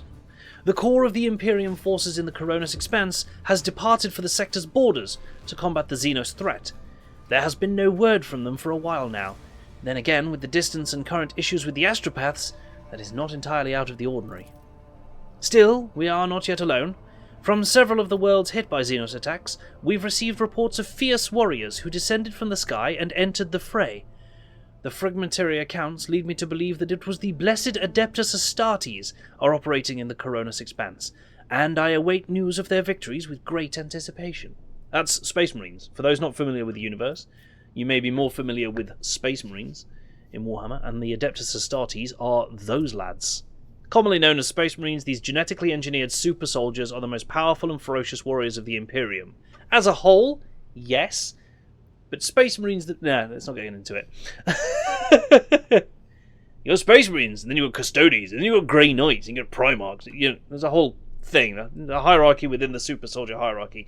It's crazy. Have there been any Xenos attacks on Footfall? No, there haven't. Attacking Footfall in general is not a particularly reasonable thing to do. Many ships are docked here at any given time, and even the listed weapons on board them would make for a decent fighting force, and that's not even to mention the firepower that our esteemed merchants have shamefully hidden from the station's customs officials. Yeah, he knows how it is. For us here, Xenos are more a source of income than a threat. Are we talking about dealing in Xeno artifacts here? In a manner of speaking? Miraculously, Vladame has managed to frame the last sentence as a question. Footfall is a place where anything can be bought, and, mind you, where anything can be sold. I do not approve of fear of Xenotech. One must know and understand the enemy. Yes, that's me. That's me. I like Xenotech. Bring it on. I'm convinced your connections with Footfall will allow you to broaden your knowledge and understanding of Xenos considerably. I will see to it that your curiosity is satisfied in every way. Give me the alien weapons! What sort of patronage do you seek from me? Protection. Not military protection, but a different kind of security. You have, of course, already encountered difficulties with warp navigation on your way here. I'm afraid the scope of these difficulties extends far beyond this area. Reports of disrupted routes and ships vanishing during short jumps are coming in from across the entire sector. Communication with the Calixis sector has been extremely unstable. Of the ships that have dived into the Maw in recent years, none have yet returned. The last ship that came through the Maw from the other side was struck by a temporal anomaly. The jump took almost 2 decades in real space-time. Yes, we know. You've heard of periods of warp instability, including cases where the Maw would become completely inaccessible for navigation for years on end, thus temporarily cutting off the Coronis Expanse from the Imperium. Even so, Vladame's words are particularly alarming. It seems that something, I like that something's highlighted there, has had a profound effect on the Maw. The huge warp storm stretching across the galaxy. Maybe. And this brings us to our main issue. Footfall is a repair shipyard and trading post. We barely produce anything ourselves and are largely dependent on incoming shipments, especially food shipments. The station, naturally, has some reserves, but the supply issues didn't start yesterday. Footfall would be obliged if House von Valentius would assist us by signing a contract for food deliveries. That can't be the only one you've asked for help. Naturally, I tried contacting other rogue traders, but the terms of House Corder would have bled Footfall dry, and as for the esteemed Calicus Winterscale, instead of a food shipment from him, I received a transport, the Navica, packed with refugees. I had to send them off to Foulstone. So many extra mouths to feed would only have worsened the crisis further. I suppose all these warp fluctuations must have created more pressing concerns for Lord Winterscale, and so I put my faith in you, the third and last of Footfall's allies. Oh, thanks for calling me the last. You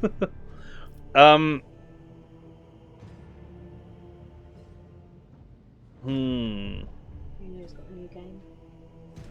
A multiplayer game which is a solitaire with a twist called Skip Bow. It's basically like solitaire multiplayer. Multiplayer Uno solitaire. rules with Uno. With Uno rules, of course. Crazy. Could I have a beverage? What variety? Of some manner. Surprise! Risky business.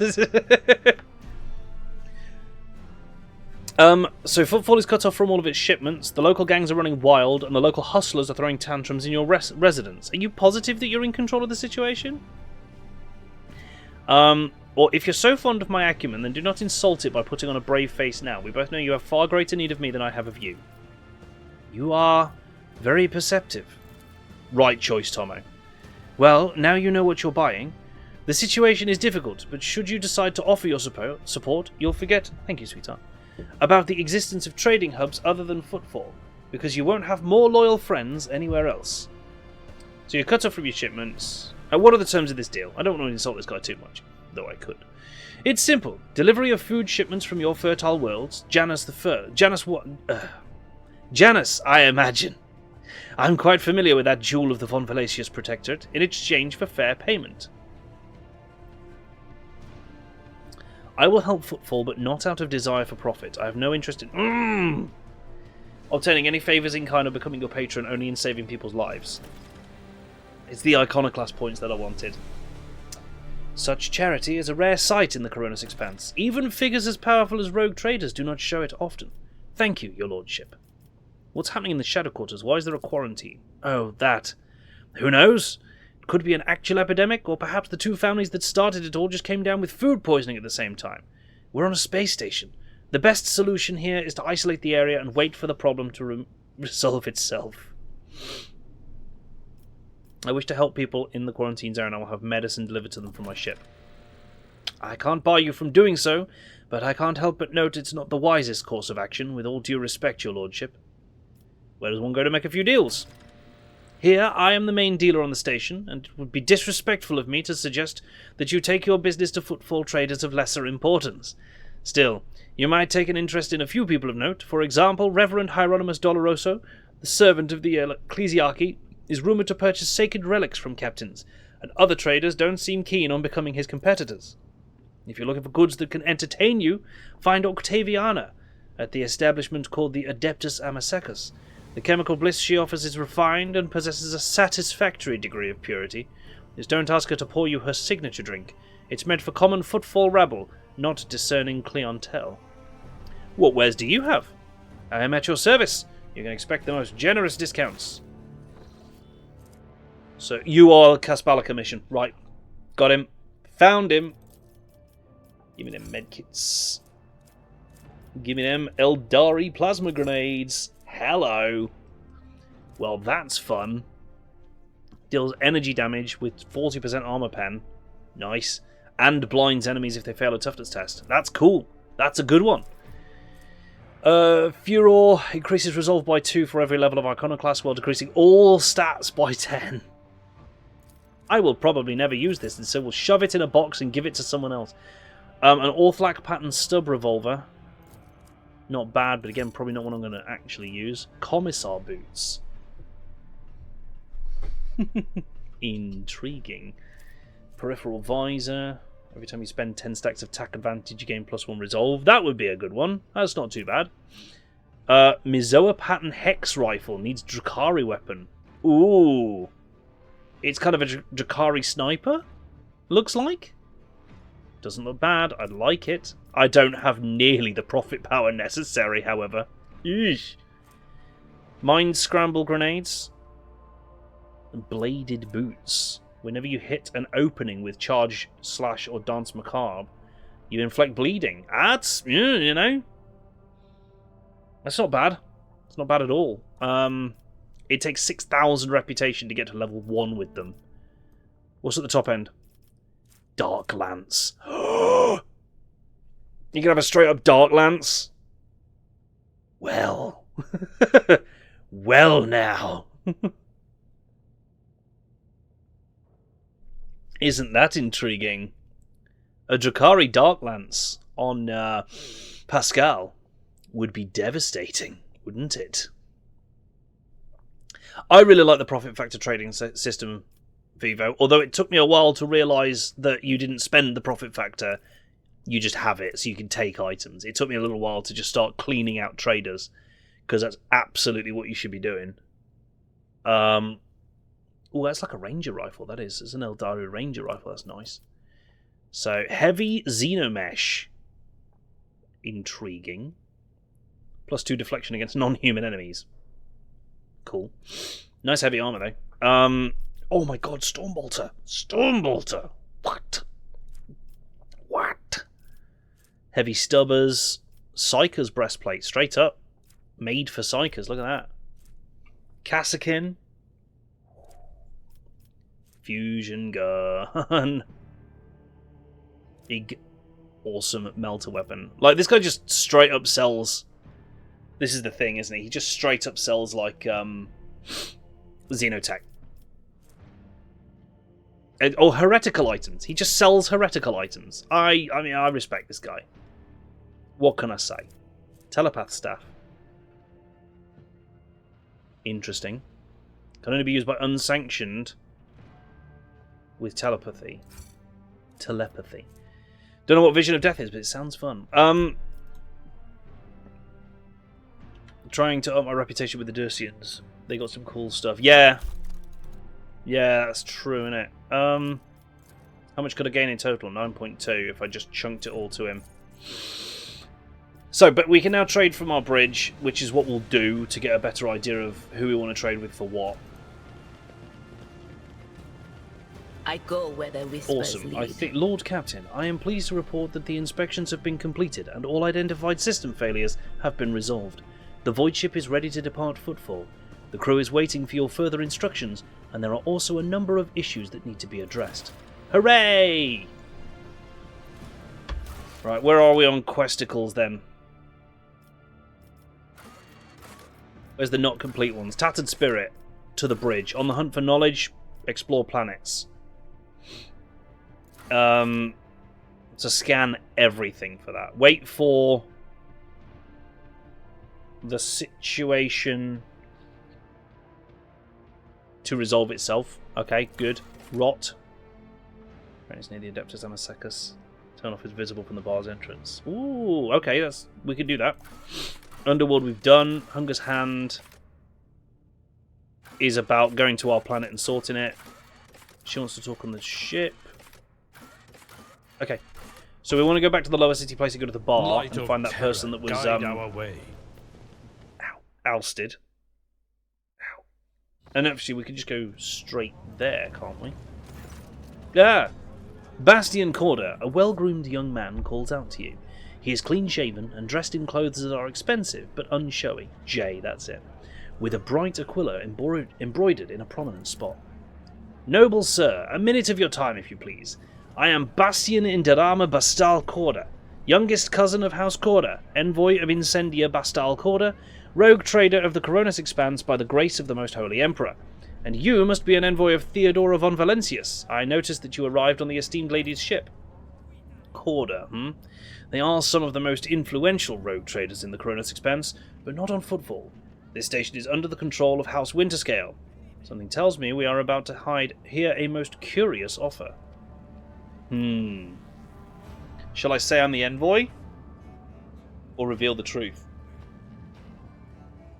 What do we reckon is going to be better here?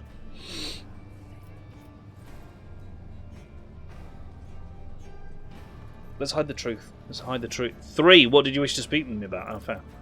A matter of the most utmost delicacy. You see, you've been to the residence of the Liege. Vladame almost certainly appealed to you for assistance in the arrangement of shipments to Footfall. The Von Valentius Protectorate is famed for the abundance of its main agri-world, Janus. It would be odd for him not to seize such an opportunity when Footfall is on the verge of famine. However, the Corder dynasty pursues its own interests on Footfall.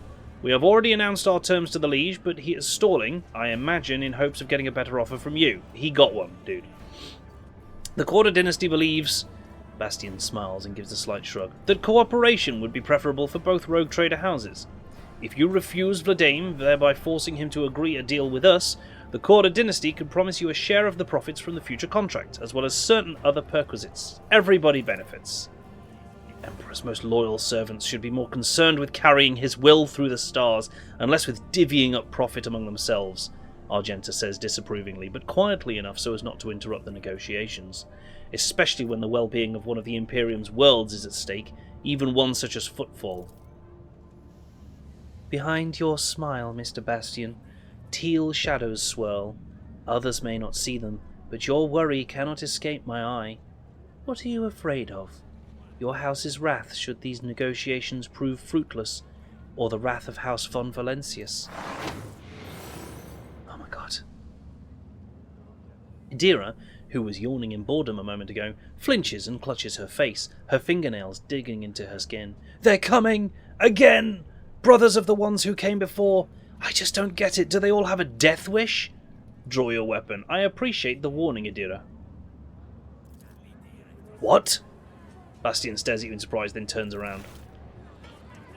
Is it the Anvers again? Death to off-worlders! The Anvers rule Footfall! Ugh. Stupid Anvers. Oh god, we are super surrounded though, aren't we? That is a wall of bad. Jeezy McCreasy. Like, granted, most of them are one-hit wonders. But there's some heavy... what are you even wearing? Right. They might have to play this a little bit smartly. Who is going first? It's Argenta. Who's going first? Argenta is going first. Basically, always. Right, Toolbox. There probably is. Not many of the spots are actually good. Get five with her. Yeah. Do the thingy! Do the thingy!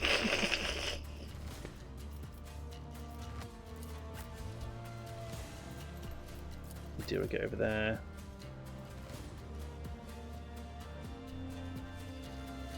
Did you see what all this 40k gaming made me go and buy, by the way? I accept no responsibility for your frivolous purchase. I accept no responsibility, Felgard, for your frivolous purchase. That's not on me. That's not on me. You can't blame me. Maybe blame Owlcat for making such a fantastic game. I think it's their fault, if anyone's. So why did I want to get 5 kills with her? What was... I've forgotten. What did I do that made me want 5 kills? It was influence. You know... Was it the boots? It was the boots. It was the Sororitas boots. 5 enemies in a row in 1 turn. It's a big ask. In fairness.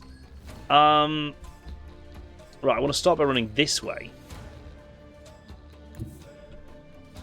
And burninating all of them. Rejoice in battle! And that'll be most of the way towards it, in fairness. Eradicated.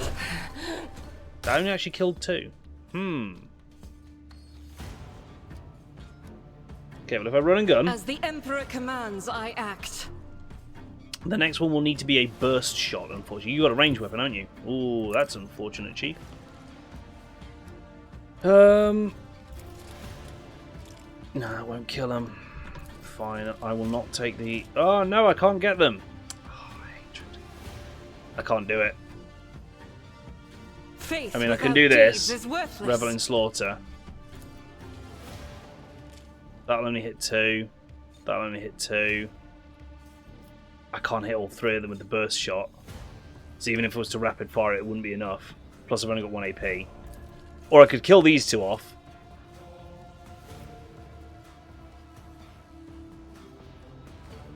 But I can't quite then hit him. Oh well. You guys die. I can't get 5 with this turn. I can't do it. That's a ball ache. Never mind. Next, please. Twice dead Lanny. Oh my god! For I am his Stop taking over my camera. Oh god, I hate when games take over your camera like this, constantly flicking it back to places. It really gets on my tits. Twice dead Lanny. He's super snipey. Hang on. Source, Heinrichs. Heinrichs ain't even here. That's why I've been really confused about this whole marked for purge thing. Since there's a big ass, my vote was to give the boots to Cass. Maybe we change it round then. Can't wait to get this sorted though. Going to be something to do with the kids this weekend. Yeah, that's cool, Fal. You know. Yes, it was a wild purchase, but it's one that you're going to get some joy out of. Let's be honest with ourselves here. Nah, it's too much of a 90-degree angle to hit all of them. What about...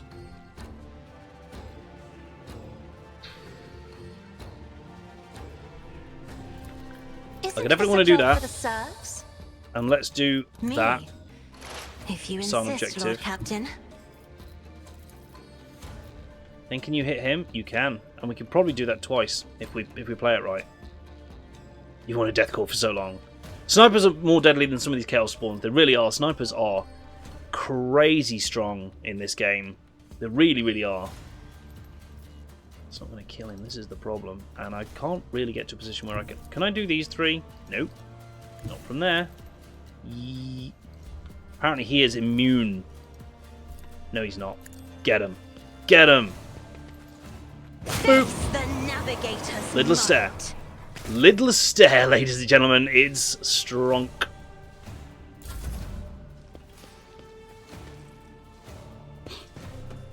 Here come the sword boys. That's fine, actually, if they run towards us.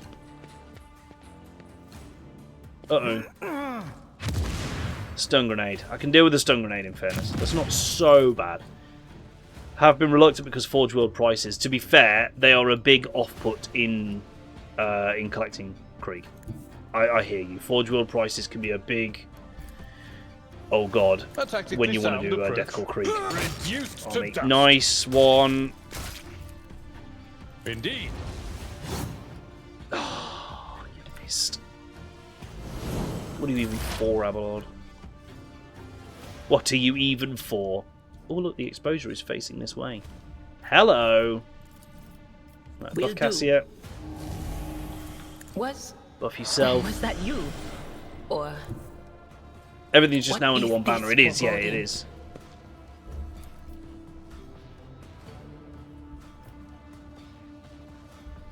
Yeah, there's going to be more that we can do. Let's do that. And then let's pop him again for the hemorrhage hit. Might just kill him. I missed. That's not kill. That's the worst. Missing is the worst quantity of damage. Oh, nice run, God. You've got some moves on you, haven't you? Holy crap. Flinging that lad backwards into his mate as well. Love it. Right, Pascal, you don't have any alternate weapons. So you're just sniping as well. I say just sniping. What have we got? A 2. It's probably the highest level here. For a specialist who's a 2. And then Snipey Lanny. Okay, mark him up. Because you're probably going to kill him this turn. Pop that. Pop that. Because by shooting this prey... 4? Should be it. Boop! We should knacker the armour of everyone around him as well. We didn't. Intriguing. I don't understand how these buffs and debuffs actually work. I'm going to be perfectly honest with you. I am the confused.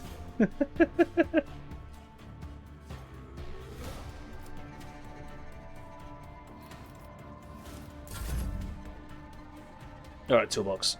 Let's go. Actually, you can run up to him. Oh my god, you can do this. Hold the phone. This could be devastating. Right, first of all, Thunder Bonk. That was the proper Thunder Slam. I hadn't used that yet. That's amazing. Bonk. And then... Oh, we didn't even buff strength yet. Hang on. Hang on. We can hit harder than this. It's another 14 strength. Puts us to 64. It's not very impressive, but it's pretty good. All AP and MP, it's 10 movement points. I think... Oh, can we reach him? Yes, we bloody can. Come here. Come here, Treacle. Bonk. Ah, he's dodging. Bonk. Bonk. The fact you could just sit here swinging like this is crazy. Okay, and we'll get an attack of opportunity if he tries to move away, which is lovely. You did no damage. Solid effort. I like that. Oh, he's dodging as well. Ow! We thinned their numbers pretty hard in like the first turn. Cassia.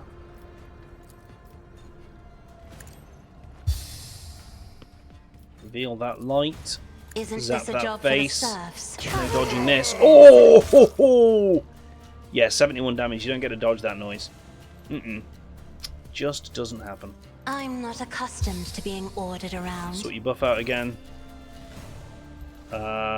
You've still It was the first use of that didn't use an action point. So you've still got enough to theoretically use something else. Not that there's anyone to actually use it on.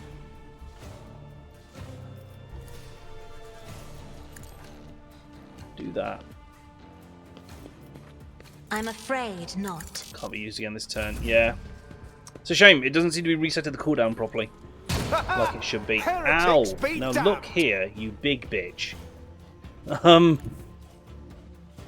I don't want to use that right now because I'll bonk the guard when I... Oh no, no, Follow no, just do my that. lead. Bonk! One fewer target. Freaking love this game. It's just so... I haven't really been paying much attention to Abelard's exposure directions. I could probably be eking more damage out of him with that. Just like I can do this to this guy, you know, bonk.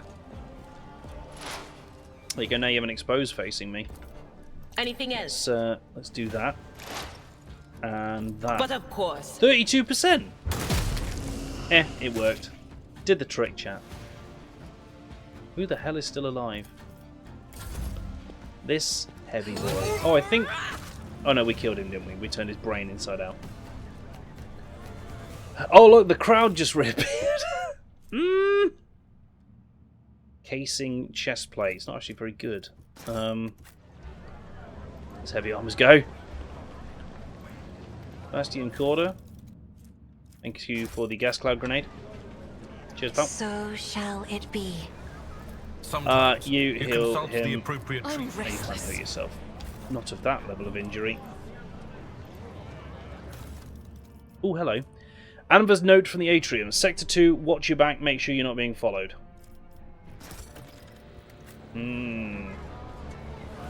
So they've made a bold move at this point. Ooh, a chain axe.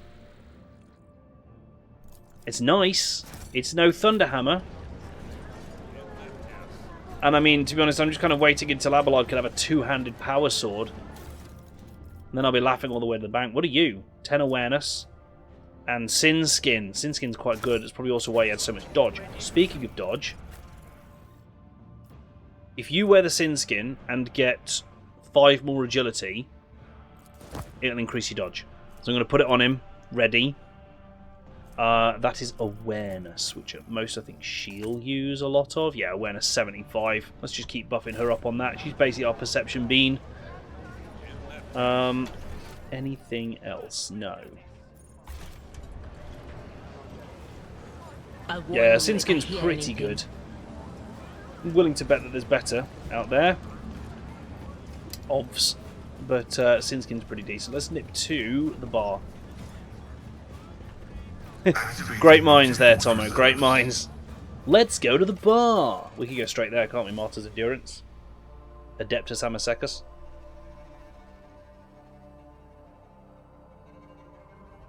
Which is totally a real thing. .com.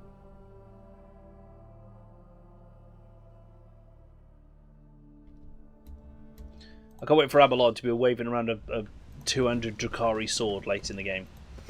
Because it's absolutely the direction I will take him if I'm given the opportunity. I've never wandered so much before.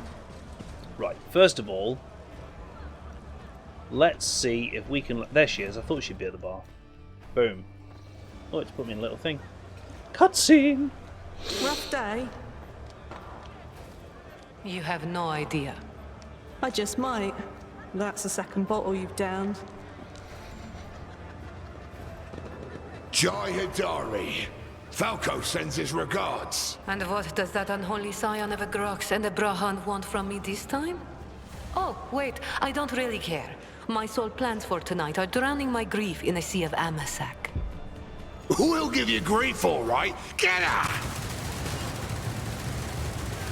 Jeez. Alright. Don't think so, Ashma. And tell Falco to come himself next time. She seems fun. Hidari, I am tired of your mess. Out! Get some sleep.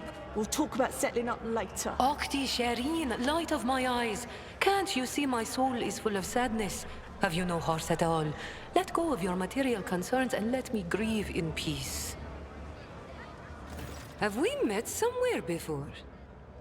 The woman looks at you with the glassy eyes of a drunk, and you notice the 2 empty bottles that have been keeping her company before you arrived. She looks completely out of place in this dingy, smoky bar. The fancy attire, the abundance of jewellery, the implants plated with precious metals. Her appearance not only screams wealth, but also audacity, for only an audacious person would flaunt their wealth in a place like this. Greetings, Shireen. With whom do I have the honor of speaking? I am in the Toolbox, trade envoy of House von Valentius. Technically true. Well then, here's to our meeting. It doesn't take a genius to figure out that you're someone special, since you've been granted an audience with the Liege of Footfall himself. It's always a pleasure to make the acquaintance of someone powerful. And the timing couldn't be better. Jai Haydari at your service.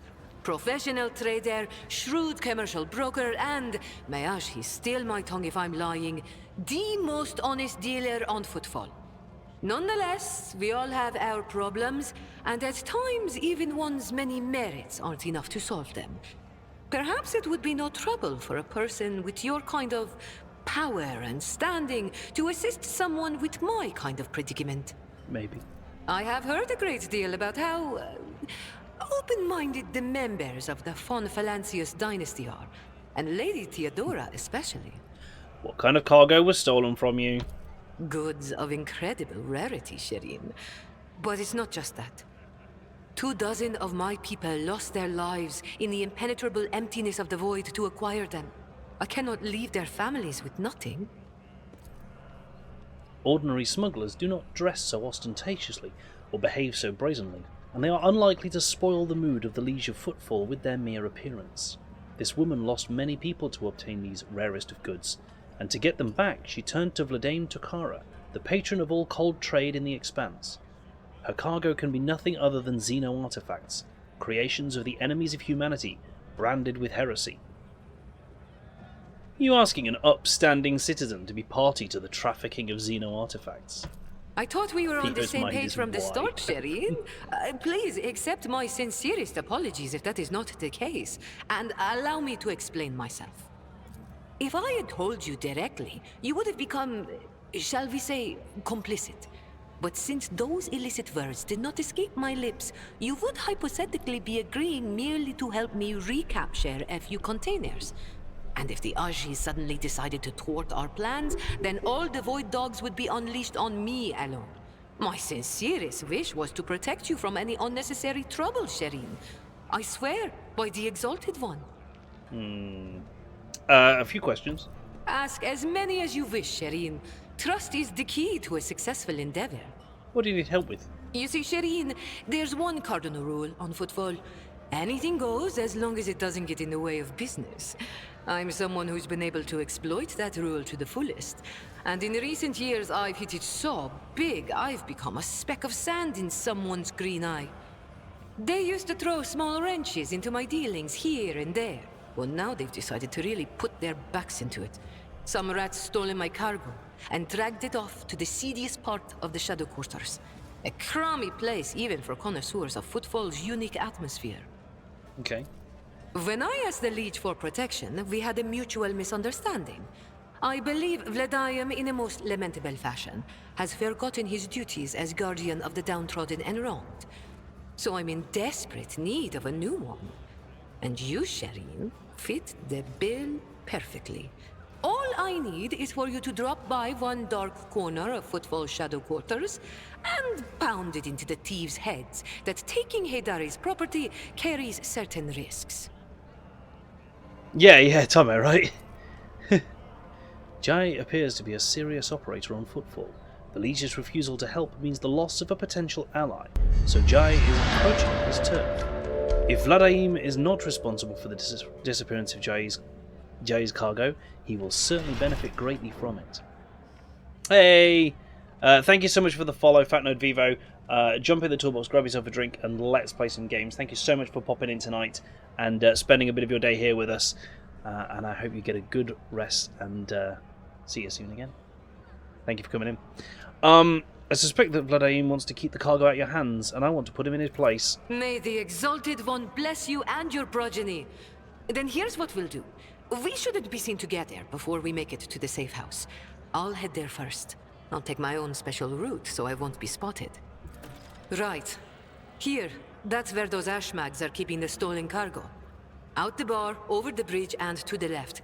There, in the depths, you'll find a small courtyard, through which you can get to the place. I'll be waiting nearby. You can come when it suits you, but the sooner you do, the better. I'll see you then, Shireen. And we have learned that this game has a time system and cares I'll about how guide your quickly you go to vessel certain and lead things. you on your way. So we're going to just bomb it straight over there. Tech use. Hello. This explorator is blessed with multifunctionality. Oh, of course, this is basically a void ship converted into a bar, isn't it? Strapped to the side of the Shadow Quarters. To the Shadow Quarters. I want Batman style, but like Warhammer 40k stinger transitions between areas. I don't know why. I just do. Just like a tech priest's face zooms and spins in. Doodly-doodly-doo. You know what I mean. You know what I need, chat. I needs it. Right. Where are we heading?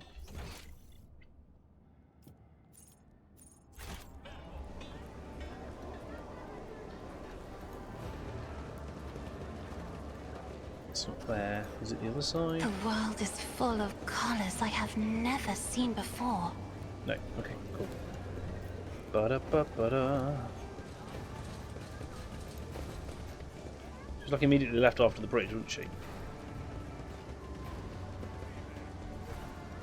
Quiet. They're trying to Yeah? tell me something. Yes, I bet it's here. I couldn't go in here before. Now that I've spoken to her, I can. Incoherent gamer rage? Oh no, odd. What happened? What happened, buddy? Was there table flipping involved? Could there be? The real question here. Oh look, she brought Franz. If such is the Emperor's will. She bought a lot of Franz. The DPS was playing support, the tank was trying to DPS. Odd. Yeah. Playing an MMO, I'm guessing, or something like that. Where you've got MMOs with clearly defined roles and people start deviating from it to do their own thing, it's difficult. Oh, the finals. I need to get dare onto not that at some provoke the point. whispers. It looks nothing short of piss funny. It really does. Yes, can I help you? They will Hey friends, bow before you me. let us get very close before starting, didn't you? Bandit Hitman. Oh, there's a sniper at the back there. Everyone into cover. I'm not making this error again. Actually, let's go back there. You up front. Argenta can go here. Dira is a sniper as well. And Cassia is whatever Cassia fancies being on any given day because no one is arguing with her. Yeah! Nice shout, bro. Oh god! Lord Captain. You blew up one of your teammates. Aim for the fuel barrels. Haywire grenade at the servitor. Love it. Now it's a good shout. It's an excellent shout, that is. Abelard, why can you not move? Why has bro got no movement points? And only 2 AP? Oh, she just gave you a free turn, didn't she? I mean, thanks, but I don't know what I'm going to do with it. Like... You know? Shotgun. At your beck and call. Oh. Okay. No, arc rifle, not shotgun. He doesn't have a shotgun anymore. He has an arc rifle. Cool, I forgot that. I will do my duty. What's the servitor to the left near Hitman? Oh yeah, combat. That's full-on combat servitor. So these are regular servitors that just have a claw to punch things with. That's a combat servitor which has a thermal multi-melter. It's like a weaker multi-melter. The keys left the keyboard, just the one. That's good. You know, that's not bad. There are worse outcomes. Another combat servitor back there. And some thug types with the Hitman. Eesh. We are gassed. We are gassed. Let's go. That'll hit the barrel. Oh shit, it's going to hit the barrel next to me, innit? It didn't. Ha ha. But that does neck their armour a bit, which is lovely. I'm going to do that. Swap weapons over to this one. Did you even... You didn't. Going to run and gun. So that pulls it down to a 1 AP use. We're going to shift and 4. And then we're going to open up at these guys as well. I'll do it. Whoops. Hit myself. Without deeds is worthless. Whoopsie doodle. Oh god. Dodged it. Dodge that multi-melter shot. Just a minor setback. I keep forgetting just how quickly enemies can deal damage to you at this level. Like, Anything else? we're at a stage now where just all the combat is very brutal. It's very fast-paced and, yeah.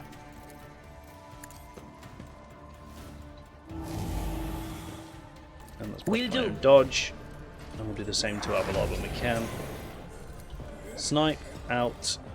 Let's go for a kill, actually. Who's going next? That's the real question. Armoured bandits in the next room. Okay, I'm not as worried about him. What about after him? That servitor, can you shoot it? No, not from here. This combat servitor is covered. Right, where are we in the turn order? Servitor, armoured bandit, thug. Thug, you've been chosen to die. Also thug. Or bandit hit. Sorry. Was that you? Or Oh, damn it. Got a really low hit chance or something. I'm not sure what it is, but it really... Yeah, barrel was in the cone. I just didn't pay enough attention to that. Nice. Solid effort. Random friendly. can Oh, I? careful, careful. No, no, not good. Not good.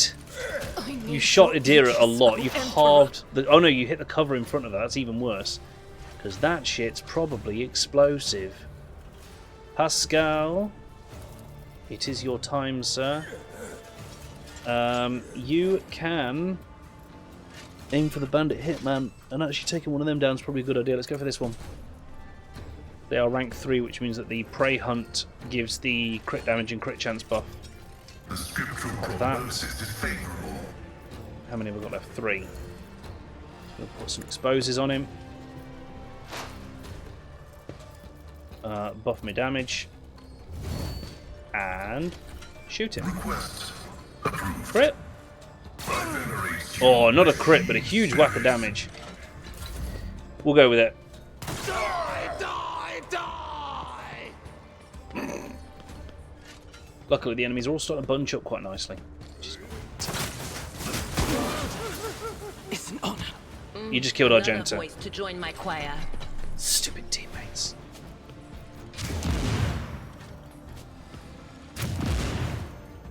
Sometimes I hate AI teammates. They're not smart. They will just fire through other teammates. Openly. Like... okay. This is happening.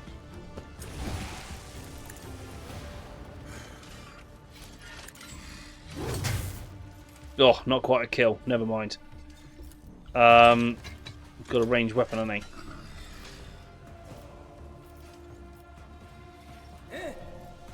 I? Yeah, no, rather than charge, we're just going to endure. Reducing all damage by 7. Oh, we can still charge. We can actually charge. We can do both. Turn 1, Argenta down again. Yeah, it is, isn't it? It's not even turn 2, and Argenta is down again. Clear skill issue. Oh shit, that guy does have a melee attack. Rude. What a bastard.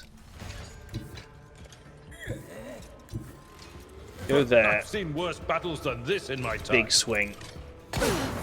Yeah, good, good, good, good, good, good. Then we're going to At your beck endure. and call. Bless you.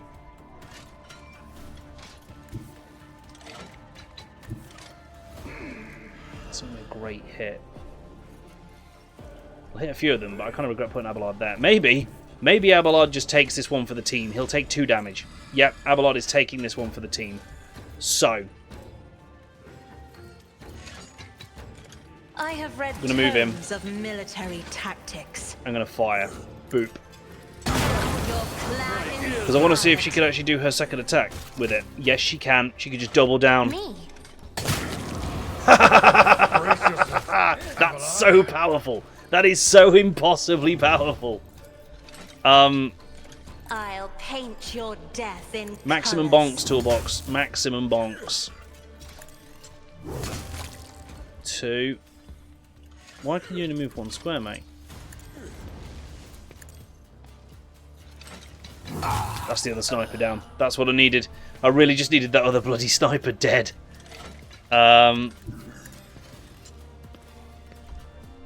Combat shotgun. Got him. I love bonus turn. I love bonus turn. It's so good.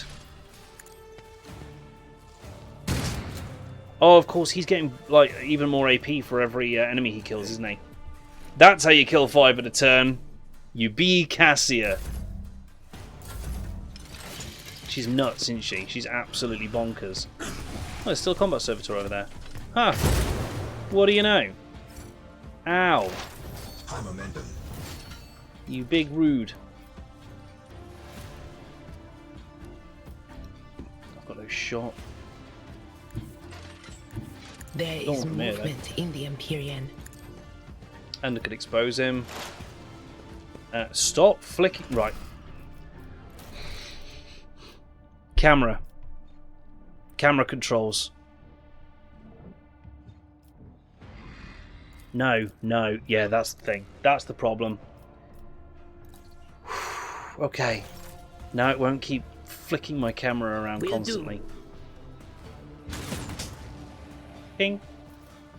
Can you hemorrhage the Of combat course. servitor? 35%. Probably not. Hey, he's hemorrhaged.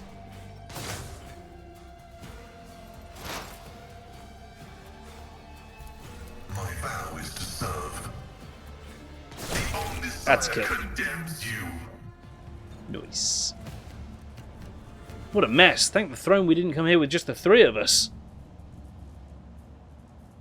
Was that your original plan? Shut up and get moving, Core. We need to open the passage into the tunnels and let our guys in. Jai, on your signal.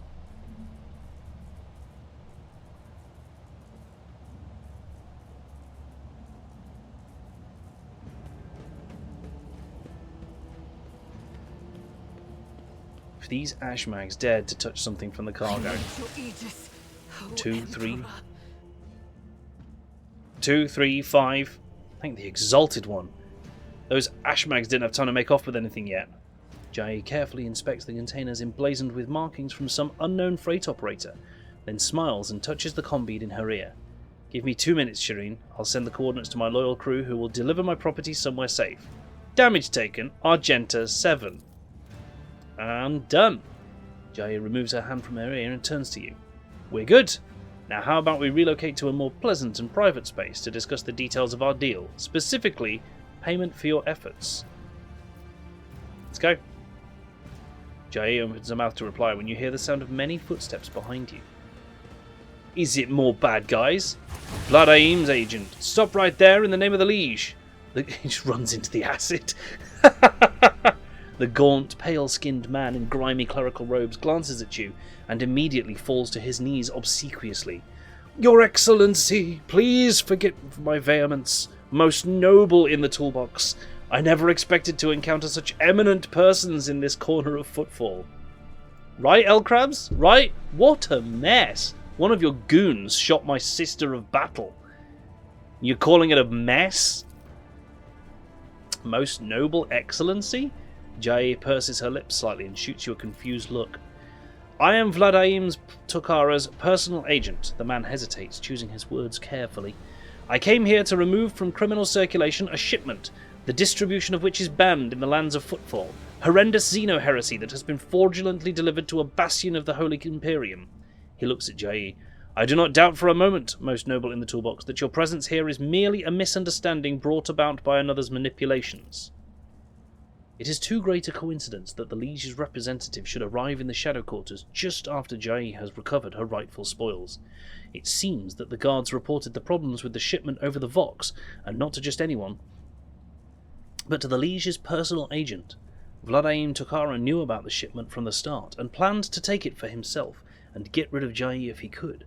Behold, the grubby, underhanded struggle between cold traders, and had not been for your impromptu deal struck in the bar, Vladaim might have succeeded. Jai Hedari, the owner of this cargo, is presently under my protection, under a rogue trader's protection. Tell your master that he should think twice before crossing her from now on. Don't forget to tell him that I'm not mad, but I will be collecting the debt sometime. Jai watches him hurry away, then looks at you. I wish I could see Vladaim's face when he finds out he almost stepped on the toes of one of the most powerful people in the Expanse. Listen, in the Toolbox, I'm genuinely sorry about this confusion. Vladaim and I have had our difficulties, but I never thought he'd want to clean me out and do away with me in some dark corner. At least, not so soon. If you hadn't agreed to our deal, Shireen, my gang and I would already be floating in orbit around one of Footfall's asteroids. Tell me about your business on Footfall. The truth of it, don't leave anything out. Alright then. This isn't my first year in the Expanse. It's not my first year in business either. I've sat at the negotiating table with all sorts. Not just loot hunters or smugglers either, but with Xenos.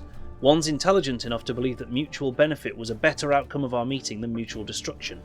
I know what the Ecclesiarchy has to say about that, but speaking from the bottom of my heart, I know where the line is between an ordinary deal and a betrayal of humanity, and I never cross it. Principled rogue who can think on her feet and is not afraid of Inhumans. I like you more and more, Jai Hedari. There are no chance encounters when you are loved by the Exalted One. I like you more and more too, Shireen. Jai winks and flashes you a captivating smile. Oh, you could straight up execute her right here and now? Jeez. A rogue trader could use someone with your talents and connections, Jai. I would like to see you in my retinue. Exalted One bless you and your entire dynasty. I wouldn't say no to marking the occasion properly. It's not every day you embark on a brilliant new business partnership. Abelard gives you a look of reproach. You sully the Von Valencia's name by inviting people like her into your retinue, Lord Captain. The decision is yours, but do not be surprised if unsavoury rumours start to spread on Footfall. It is a strange circle you are forming around yourself, rogue trader. Sister Argenta. Jai gives her an almost lecherous once-over. I've heard all about your deeds on Footfall, but I never would have guessed there was an angelic beauty behind all the idle gossip. And while we're at it, Shireen, when were you going to reveal your true identity to me? Jai cocks her head to one side curiously. I am infinitely flattered by your attention, but if I had known I was talking to a rogue trader, not an envoy of one, I would have shown some decorum. I wanted to talk like normal people do. For a man of my status, it's a rare treat. That is so human, your lordship. I guess people at the top have a lot more in common with regular folk than some might think. Either way, I'm entirely willing to join your retinue. From now on, my knowledge and experience are entirely at your disposal. Oh, and one more thing. If you're interested in a rather lucrative offer, one that can give the Von Valencia's protectorate a leg up, I'd say now isn't the time to be thinking about such things, but once we get back to your ship, perhaps you could spare me a minute, Shireen? Profit factor gain I'm not injured. for doing this whole thing. Enraged. Nice. Cool. Well, she's gone back to base. What are these? Rotobi pattern auto pistols and dynamo boots. +3 movement points. Yeah, you know. It ain't bad, but it ain't great. Oh my god, look at Argenta. Look at all of Argenta's injuries and shit. Because I think through that whole combat she was just sat in the poison cloud dying over and over again. Or through the whole conversation, sorry. Someone was a massive fan of Gambit based on that dialogue, weren't they? Yeah. Yeah, absolutely. I don't need that. No one's using pistols. Carry the Emperor's So I will should as probably your have torch. a pistol user, you know? We should deal with this. Like a dual-wield pistol user would be pretty cool, actually. Maybe if we start using Jai, depending on what kind of character she is, It is my maybe let her do it. destiny to traverse the unknown. Anything else here? Anything showing up? Yeah, we've got something tucked in a tiny little corner somewhere. Tiny little corner. Over here? Maybe that's the box. Yeah, that's the one. Because we walked in here via cutscenes, so we didn't really get to explore. Nice. The future is never certain. Loads of cargo. Would you Like, look we at need that? to wait. Goods. We need to take our Genta back to the ship, really, don't we? Sort the 5 boots to cast and give Arg the speed boots. Ooh! You might be onto something. You might be onto something there, Crabs. It's a crazy notion, but it's just crazy enough to work. We'll do it. You're right about the 5 boots going to cast, though. She is vastly more suited for it. Oh no, Mini Wrench has put a sticker on my desk and I don't think I can get it off again. Oh no. Oh yeah, managed it. Bless him. He loves to give me stickers, but he also loves to stick them in places that are wholly inconvenient for me. Love him to bits. Kids, chat. Kids.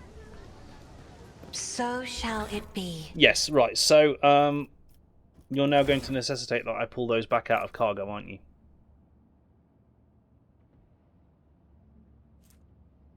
In the back of a VW. Somewhere uncomfortable. God, what would those boots have been under? You know? Spanners and speed looting. I don't know what you mean. I'm not guilty of speed looting. What? Pfft. There's no proof of that. Absolutely none whatsoever. Never mind the fact that I live stream all of my speed looting out to the world as a whole. But there's no proof. That's the Vanguard boots. Oh. Found them. Dynamos. Right. Argenta. Put the shoes on. Cass, you wearing any boots? You are. Whenever you kill 2 or more enemies, you don't spend your movement points. These are better. Kill 5 enemies, fill the momentum bar. Done. Sort by alphabet. I don't think it's going to work here. That's the problem. Because if I try and sort by name, it puts armor kits first. That's the problem. It's sorting the cargo by name, not what's in them. Unfortunately. So... Right. What else could I do? I can't go to the quarantine zone until something happens with that. The Psyker's going to fill momentum every other turn then. She literally might, right? It's just hyper loot extraction skills, not like it's... Ooh, shiny, I'll have that and that and that. It's, ooh, something glittery, I'll have that. No, mine is just give me everything. Lidler's Gaze is crazy, right, Odd? Lidler's Gaze is nuts. Like, I've given her a single target attack for when she just needs to deal a lot of damage to one thing. But realistically, there's not many turns where your navigator shouldn't be spamming Lidler's Gaze. Essentially. Right, let's head over here. What else do we need to do? There was something else around here, wasn't there? Rot. This entrance is somewhere in Sector 2 in the Shadow Quarters. The turn off to the entrance can be seen from the Adeptus Amasecus. This should be enough to find the place. Whoa, whoa, whoa, sweet child of mine. This way? Somewhere in Sector 2.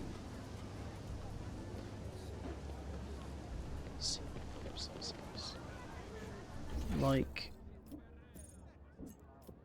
I've got a dark hideout. Is that it?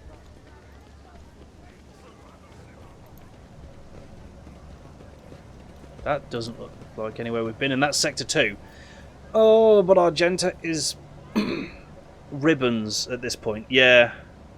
I'm a loot goblin, I have no regrets. I will take that.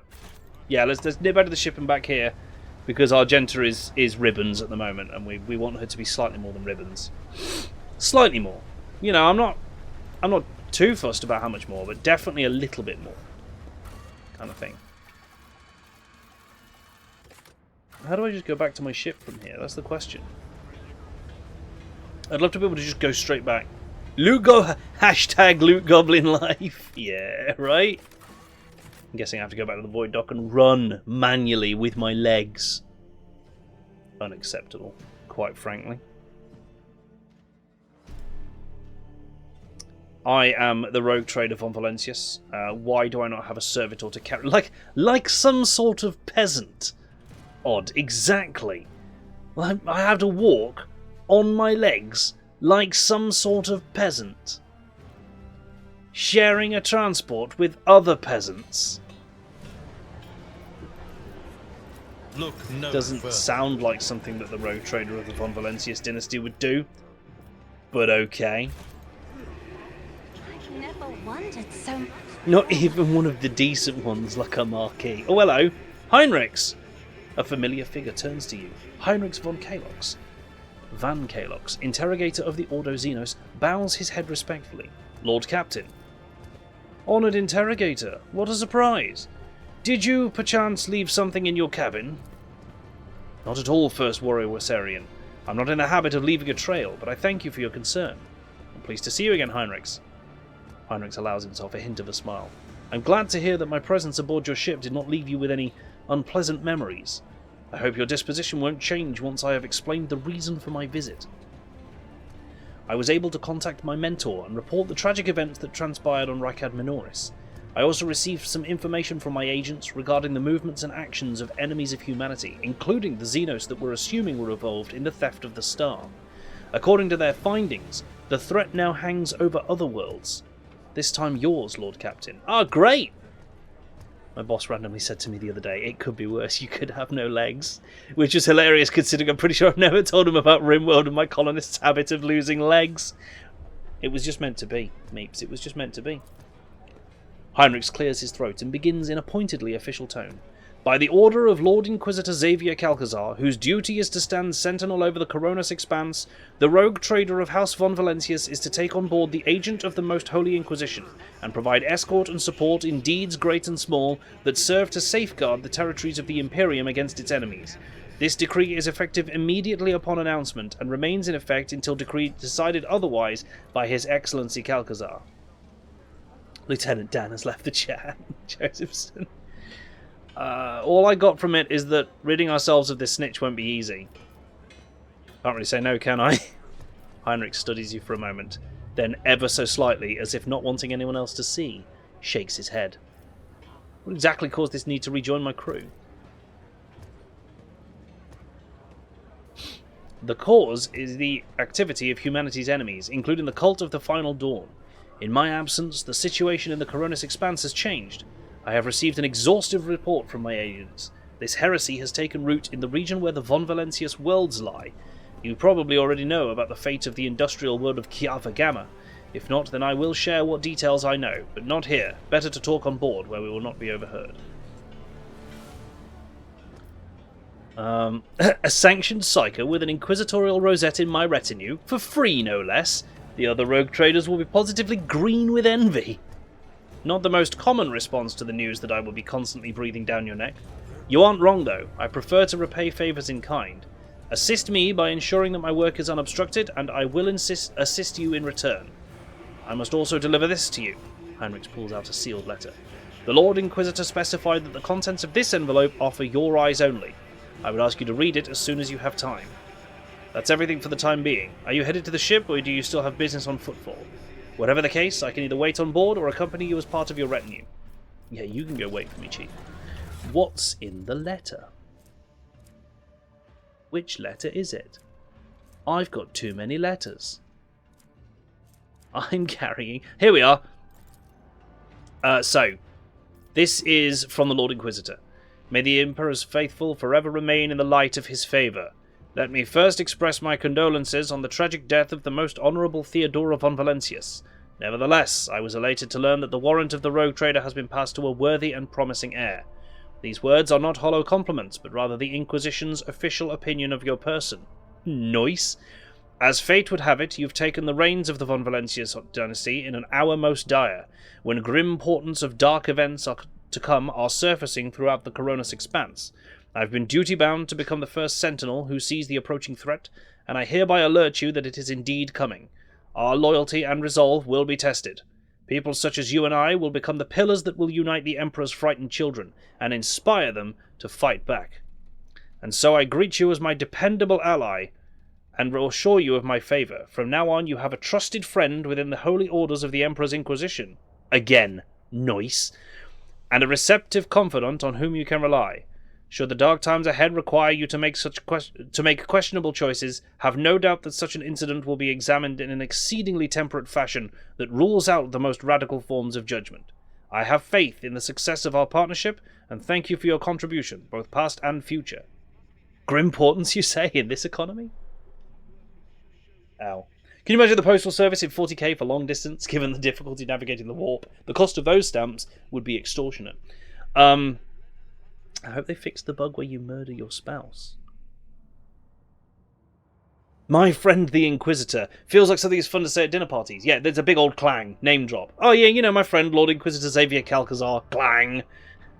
Drop that name. Right, let's pop back to the ship. No wonder everyone goes postal. I love it. Solid effort. Back to the ship. Who's going to try and talk at me the moment we're on the ship chat? Place your bets now. In the next 5% of loading. Which character is going to come up to me first and go, we need to speak? Because several have asked to. Argenta, Jai, Heinrichs. Who knows if one of the others will do it. Oh, look, it's a meeting. All of them was the answer. Oh, Inquisitor, with these Ferrero Rocher, you're truly spoiling us.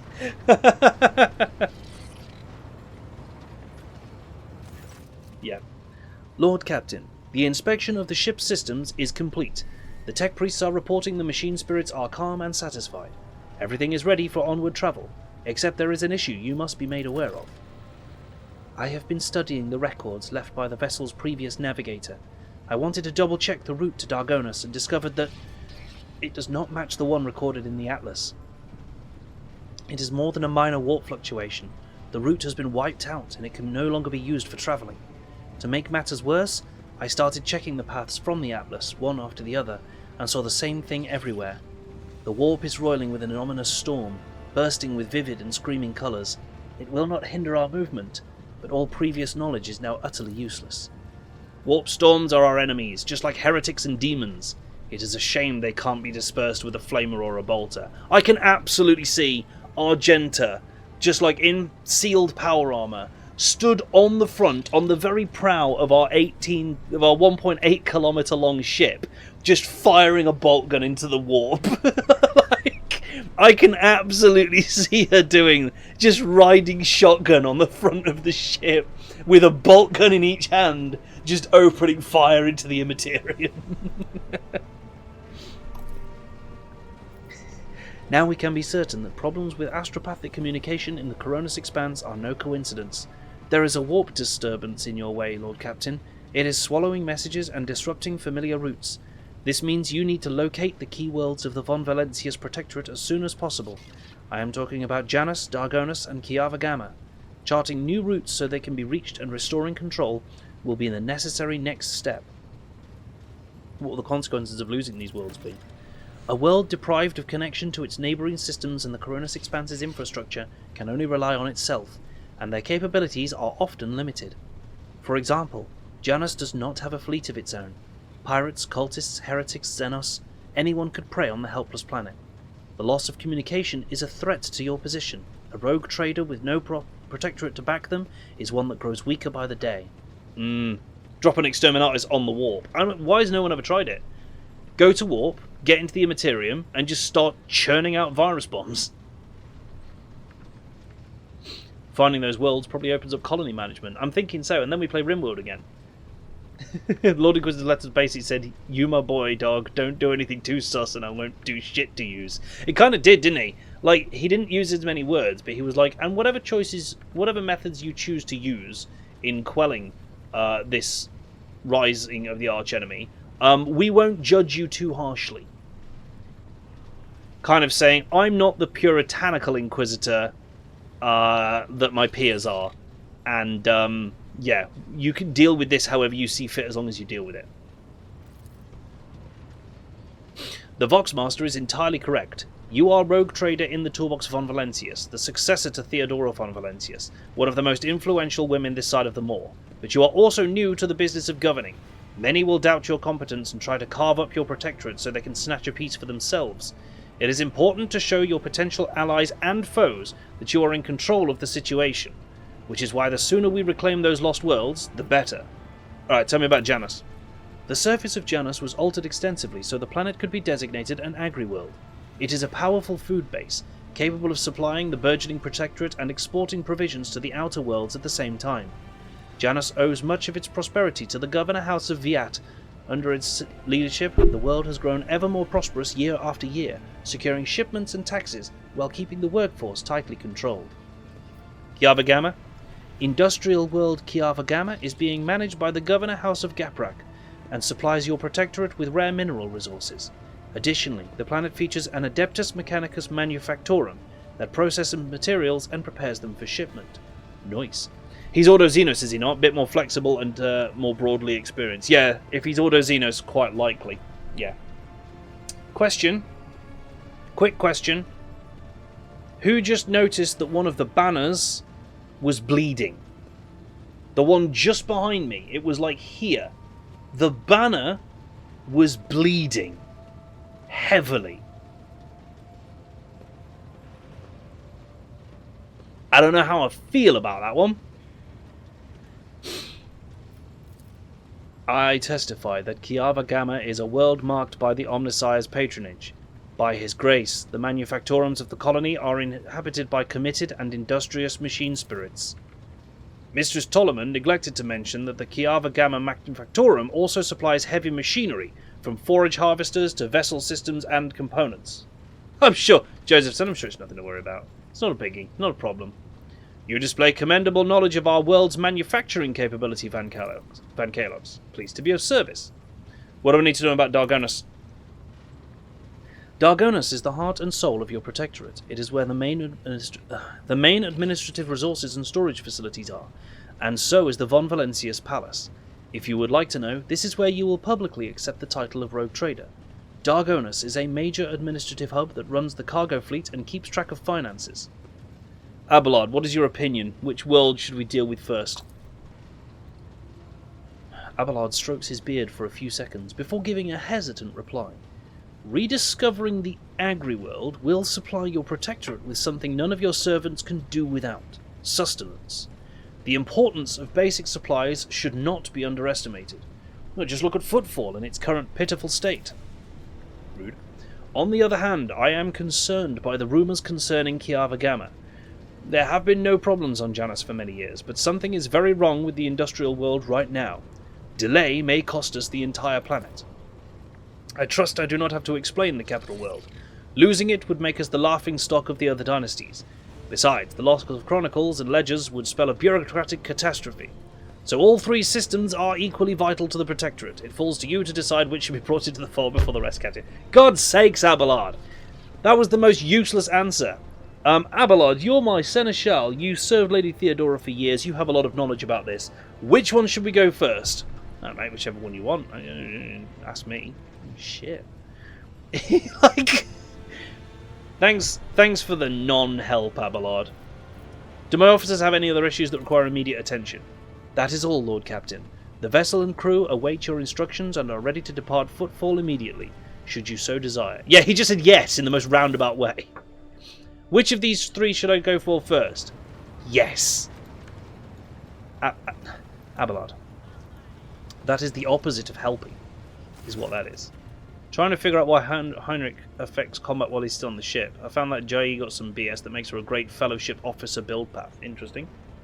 Didn't find out why the Heinrich buff thing happened. Okay. I would like to check the traders. So I can now trade with any of these people wherever, whatever. So, the Navy, I'm not really going to be able to do anything with. Why can't I do that? Reputation level is too low. Sure. But the only thing we've got trophies at the moment is Void Pirate. But, as I said, I can't see anywhere else that these ones can be used. So anything void trophies just gets boom, straight to these guys. We then got 4 places that actually trade. So the Fellowship of the Void, the Kasbalika mission, the Explorators, and the Drusians. I reckon we just keep aiming to increase whichever one of them is the lowest rep at any given time. Any holy gifts? No, because we pretty much gave all of those to the Drusian mission, right? Wrong! Any heretic trophies? Because apparently the Mechanicus just love that shit. Heretic trophies. They also want ship components and Mechanicus creations after this. So any more heresy? Oh no, there's more holy gifts. And that is Rep 1. Doesn't unlock anything, but Kasbalika, they do unlock something at 1, but they need 6,000 points. They love them some Xeno artifacts and heresy. Technically, Xeno artifacts are heresy when you think about it. If you don't drill down too far into that. Yeah, I have no idea why the Heinrich buff occurred. And it didn't matter because the buff it actually applied was one that allowed him to make a certain attack against those enemies. So it was useless without him on the field. You know? Crazy. Absolutely crazy. I'm sure it's just some sort of interesting bug that we've uncovered. But, you know, right, hang on. I can get 9,450 points out of this. What's the worst? Miscellaneous. Here's the new plan. We're going to untick some miscellaneous. Because it's going to be quicker. I want 6,720. And we've got loads of miscellaneous boxes. This is the thing. I know that for a fact. Misk. Oh, that's all of them. Okay, what's next? Ranged weaponry. Yeah, we've got a bit of that as well. And melee weaponry. We'll just lump that all into one. So we're unticking weaponry until we are just above the required amount. 6,720, so a few more. Don't put those melee weapons in. Oh, need that one. Okay, actually put a miscellaneous in. Boom! Level 1. What can you give me? Excuse me. Mine scrambler grenades. They sound fun. What could go wrong? Bladed boots. What were they again? Whenever you hit an opening with the charge, slash, or dance macabre, they inflict bleeding. Tempting. And the telepath staff. Maybe for Adira? Maybe for Adira. It's back to the Drusians, isn't it? Back to the Drusians. I don't know how much they need, but I bet your miscellaneous are the worst. Hide the untradeable shite. What's 9,560 minus 5,550? It's 4,010. Quick math.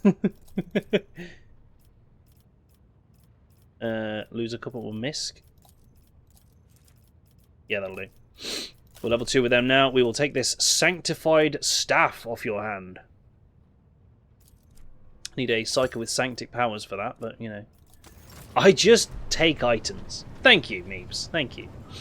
I only need 500 points for this one. Do you know what? Right. Boof. Yeah, get the Explorers as far as you can, because they need to be level 5 to do anything. I need more profit power to do... profit factor to do much anyway, so... There we go. Offload all that cargo. Right, we are going back onto Footfall, though.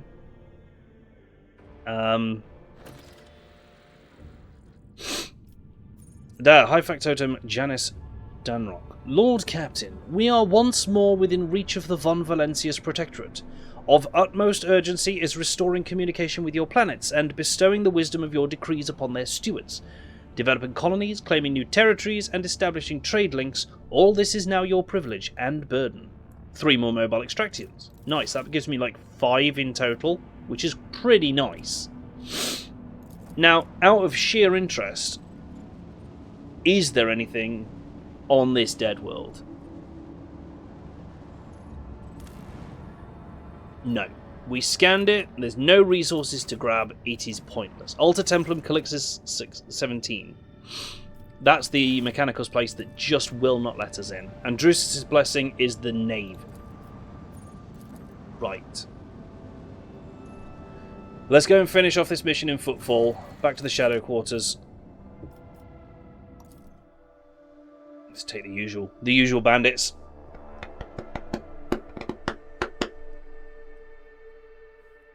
The Inquisitor's nothing too special. He's basically our main character with a Force Sword. A one-handed Force Sword. It's not as good as the Thunderhammer. It's really not. So there's that. And Jai, I haven't had a chance to check what she's like yet, but it seems that she's a bit of a fellowship officer kind of dealing. So it's not too bad. Right, going to this dark hideout over here. Going to this dark hideout. Catch a load of this. We are going to have to fight something in here. I guarantee it.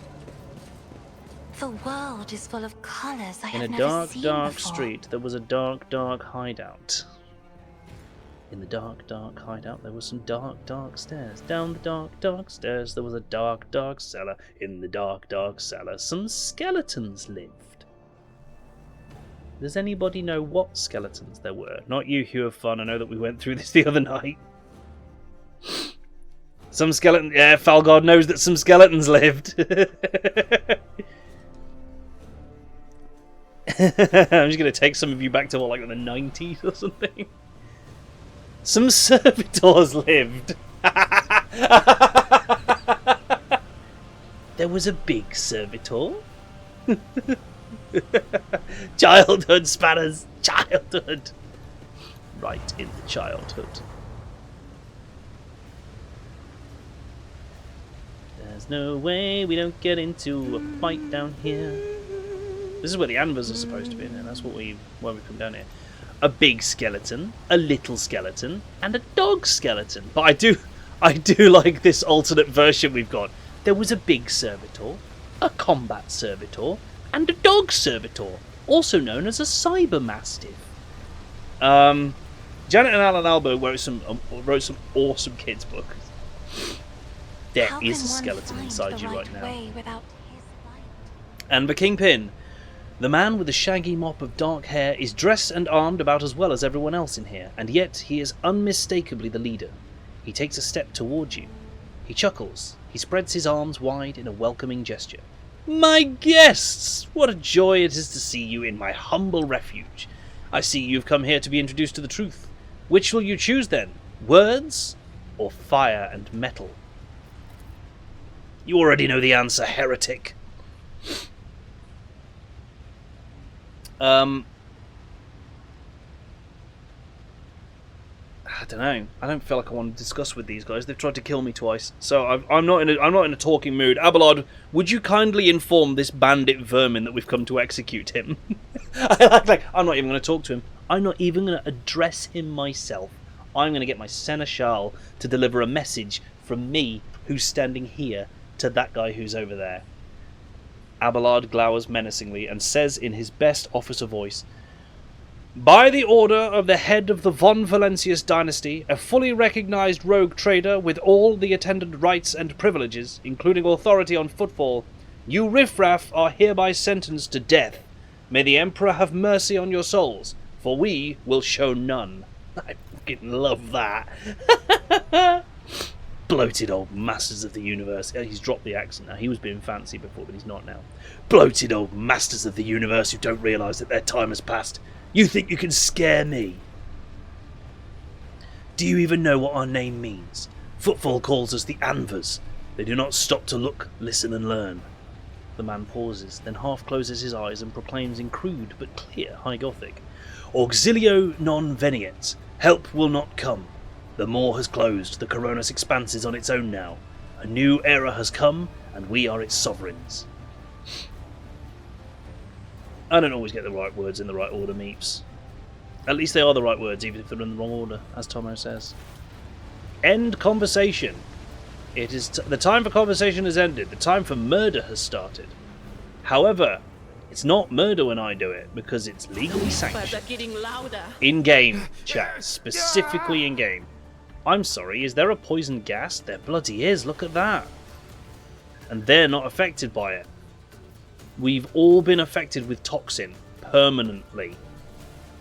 Because he's turned the ventilation off. What a bastard. And that's how you switch it back on again. Alright, well I guess at least one person is going to have to absolutely hot-foot it across the map.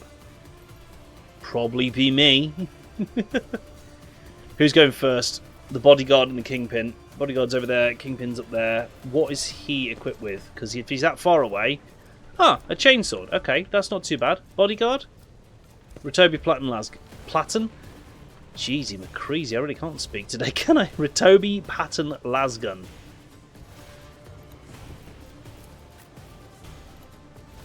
I don't mind doing some sniping. Ahead of getting down there. Argent to get there. Idira to there. And Cassia just into any position that will allow you to effect the wholesale massacre of every single enemy you can see. No pressure. Toby Pattern, yeah, it shoots carvery items. You're absolutely right. What a rush! Oh, Pain and jeez. duty go hand in hand. Come on then, Kingpin, down you come. That's gotta hurt. Oh, he's given the... Really? I'm getting turn one again. Alright, so you are currently there. Oh, it's like a flat attack, of course it is. Now her movement, however, is utterly bonkers at the moment. Like, I could run her into there. It'd be an awful idea, but I could. It's a thing I could do. Cassia is really too far away to affect any sort of useful defense right now. Cut her over there, cut her over there. Cut her over there. She might be able to survive here, actually. Can't do enough damage, that's the problem. Does it just heat up the meats? Other shows I remember loving as a kid in the 90s. Smart, Art Attack, Mr. Why Me, and there was that one that looked like a comic book page. Yes! Was it like Zap? Zap Comics or something like that? I think it was something like that. I remember it. I absolutely remember it, Meeps. Yeah, it was Zap. Thanks, Falgard. I really don't know where I need to move to here because those cutters are going to go. And then actually the rest of my party's going to go, so I can put them in more danger. Yes, good. I'm going to open up with this, get them on fire. Let's do it. Then we're going to run and gun, back up and burst fire, and that gets us another stack of versatility. As the Emperor commands, I act. The enemies of the Emperor will be undone! Boop. Doubt is for the weak. Yeah, that's cool. That was some damage. That Instigate is really tough, and I hadn't really appreciated just how. Also, it's not nearly our turn yet. It's like loads of their turns. I hadn't moved the initiative track, I had it there, and so I have led myself to believe that I'm going significantly sooner than I am, and that Argenta might survive, which is, of course, completely not true. A grenade! Fun! Oh, that Instigator's come to say hello. Just need to do so at point blank. What's she rocking? Stub carbine.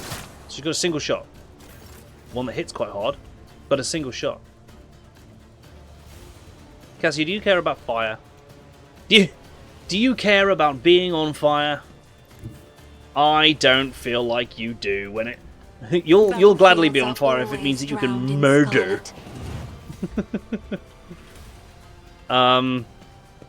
Okay, so I think this does work. If I swap to this, buff myself, not like that, and then swap to this and cook all of them. Oh my god, there's the 5 kills, full momentum, let's go. Do not dare ask. So what I do now is I give Pascal a turn. I'll show you why navigators are feared. So he gets a bonus action point for every kill he gets. So let's freaking go. Running binary override.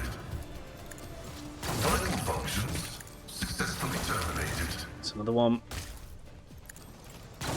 It's another one. Oh my god! Pascal Sniper. I'm not even kidding, chat. Pascal Sniper. If you're not using Pascal Sniper, start using Pascal Sniper, because he's just so terrifyingly strong.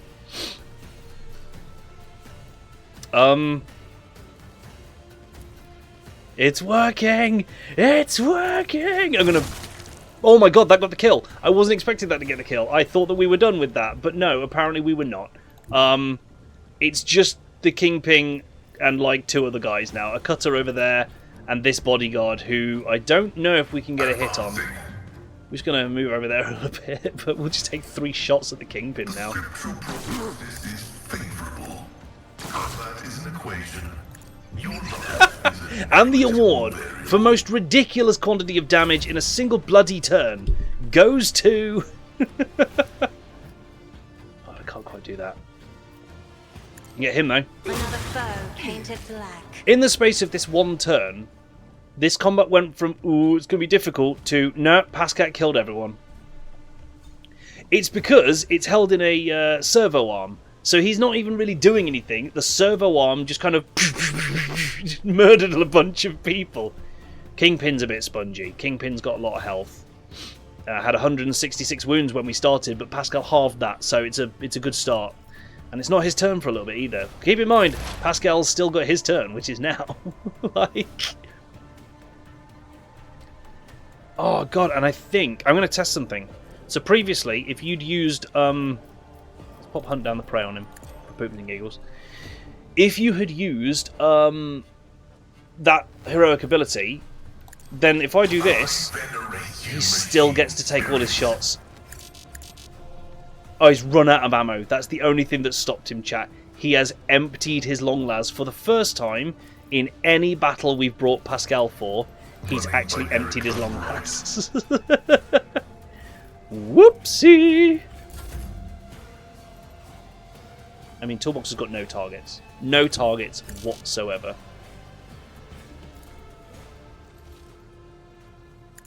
Go to there, I guess. He didn't even get to play. He just didn't get to play at all. Bodyguard. Oh, I missed it.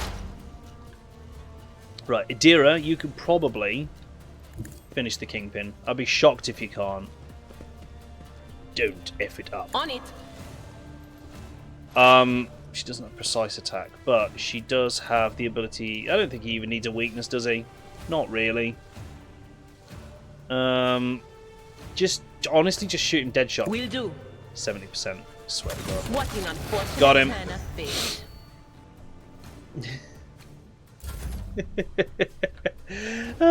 Abelard, Abelard, Abelard. You didn't even get to have a turn yet, did you? This is your first turn.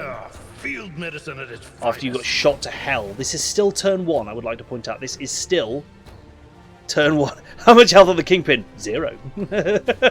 Not anymore. My place is at the fore. Just a minor setback. Are we ready for the most overkill turn in the world, chat? Victory is imminent. Noom. Daring breach. Tried and tested tactics are the best ones. Bah! Oh, you got 1 hit point left. That's a shame.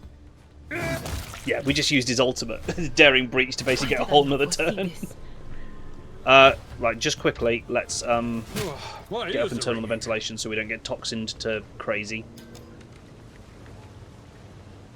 Yeah, good. That should fix it. Lovely. Toxin will go away in a minute, right? Ooh, the Mizoa pattern hand flamer. What's different about that? Let's take it for now, and we'll shove it in cargo later when we discover it is any good.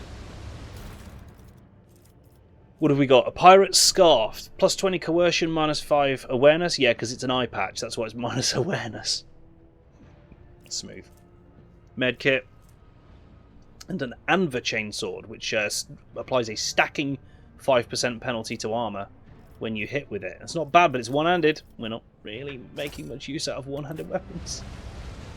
One-handed dual-wield flamers, you can. Yeah, you absolutely could, couldn't you? Don't know why, but you could. Adrenaline War Boots. At the start of the wearer's turn, they gain 20% dodge until the end of the round. Interesting. So it basically makes it so as long as you've had a turn in this combat, you've got 20% more dodge. The only time you're not getting that is before your first turn, as far as I can tell. Okay. We got rid of a lot of the chaff there quite early on, in fairness, through judicious application of flamethrowers and lidless stare. We did quite a whack of damage, didn't we? Let's There's some proceed. goods somewhere up here. Yes.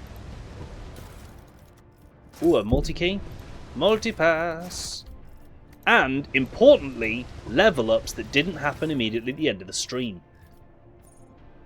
We're getting a talent. So this is a Vanguard talent. What have we got? Well, he's got at least one temporary wound. They gain 5 plus their toughness bonus %, parry and armor.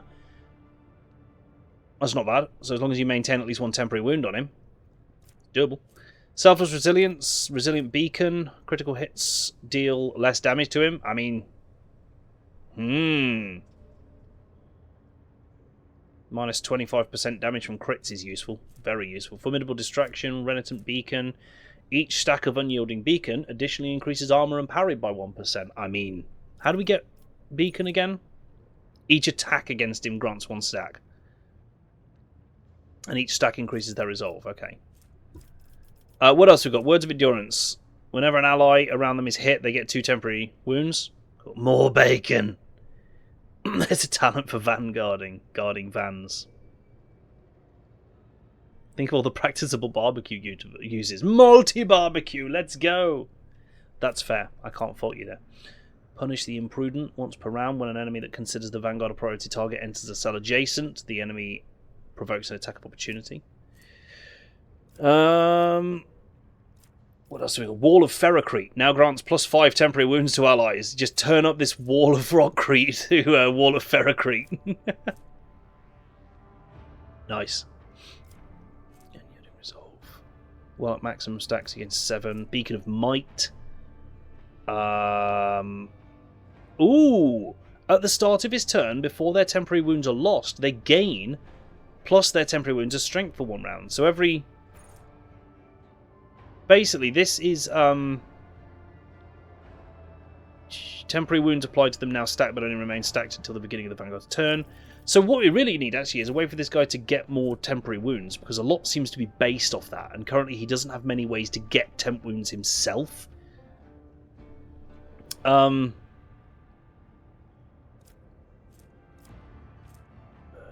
Center of attention.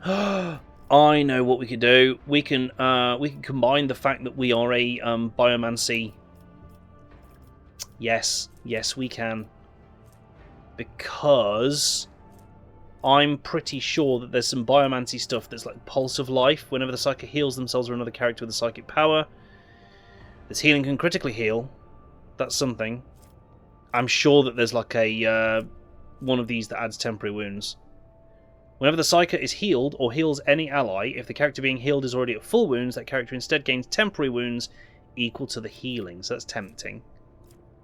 I wish that there was a good way to get him more. Once per combat he can get some. And he's Death World, so he does gain them occasionally. I could learn how to wear power armor, but we've still not found any. This is the thing. Bacon of meat. Dear.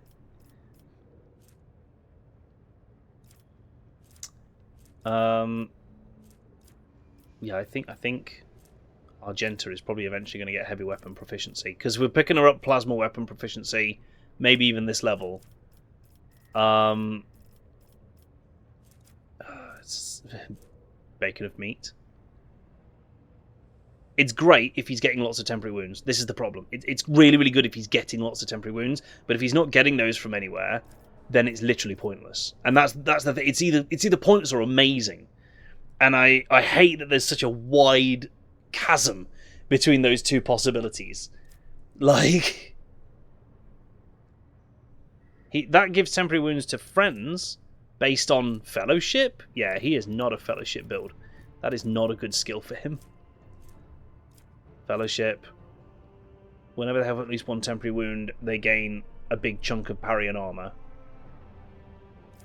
So a lot of this is based around gaining temporary wounds, and that would be really useful. And gaining stacks of this, which is done by being attacked.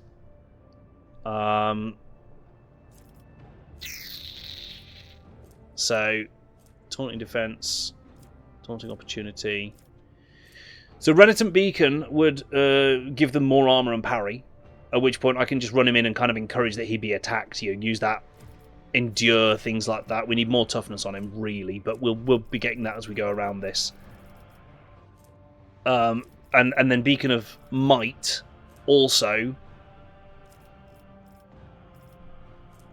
There's got to be a way to gain temporary wounds, isn't there? Unyielding Guard. Increase. Any of these abilities that he gets give him temp wounds. Rockcrete does. 3 plus the number of unyielding beacon stacks as temporary wounds. That does it. What's the max stacks on this? I don't actually know. Is there any other... Like, the only other thing to do is look in Biomancy, because he can get stuff like regeneration. But that recovers wounds. It doesn't get... Oh, Invigorate, I think, gives... No, that restores wounds. Doesn't give temporary ones. Metabolic Overcharge. I want Warp Speed with him. It's basically like largely what I've gone down this tree for. It's to get Warp Speed off at the start of a round, as it were. I don't know, I'm really struggling on this one. Maybe I'll just take a Renitent Beacon for now, get the additional armor and parry for having stacks. So the more he gets attacked, the harder and harder he gets to hit and hurt. Let's do that. All the restore stacks with the thing that makes overheals into temp. Yeah, that's true. That could be another one to get in a bit. Bounty Hunter. Talents. What have we got? Share the spoils. Whenever an ally kills prey, the Bounty Hunter gains half the bonuses. That's useful. Whenever prey is killed, all enemies in a 10-cell radius have their agility reduced. Shit. Whenever he scores a crit, they gain 4% armor penetration until the end of combat. Nice. Pierce the armor. Whenever they score a crit, the target's armor is reduced. Damn, you get both of those and you should screw your armor, man. Whenever the enemy is killed by a crit, the Bounty Hunter gains damage for 2 rounds. Displaced Ninja with the raid! Welcome in, Raiders. Come on in, and thank you for sharing your wonderful community with us, Displaced Ninja. Let's find out some more about you. It's going to be a scare noise. Slightly too early.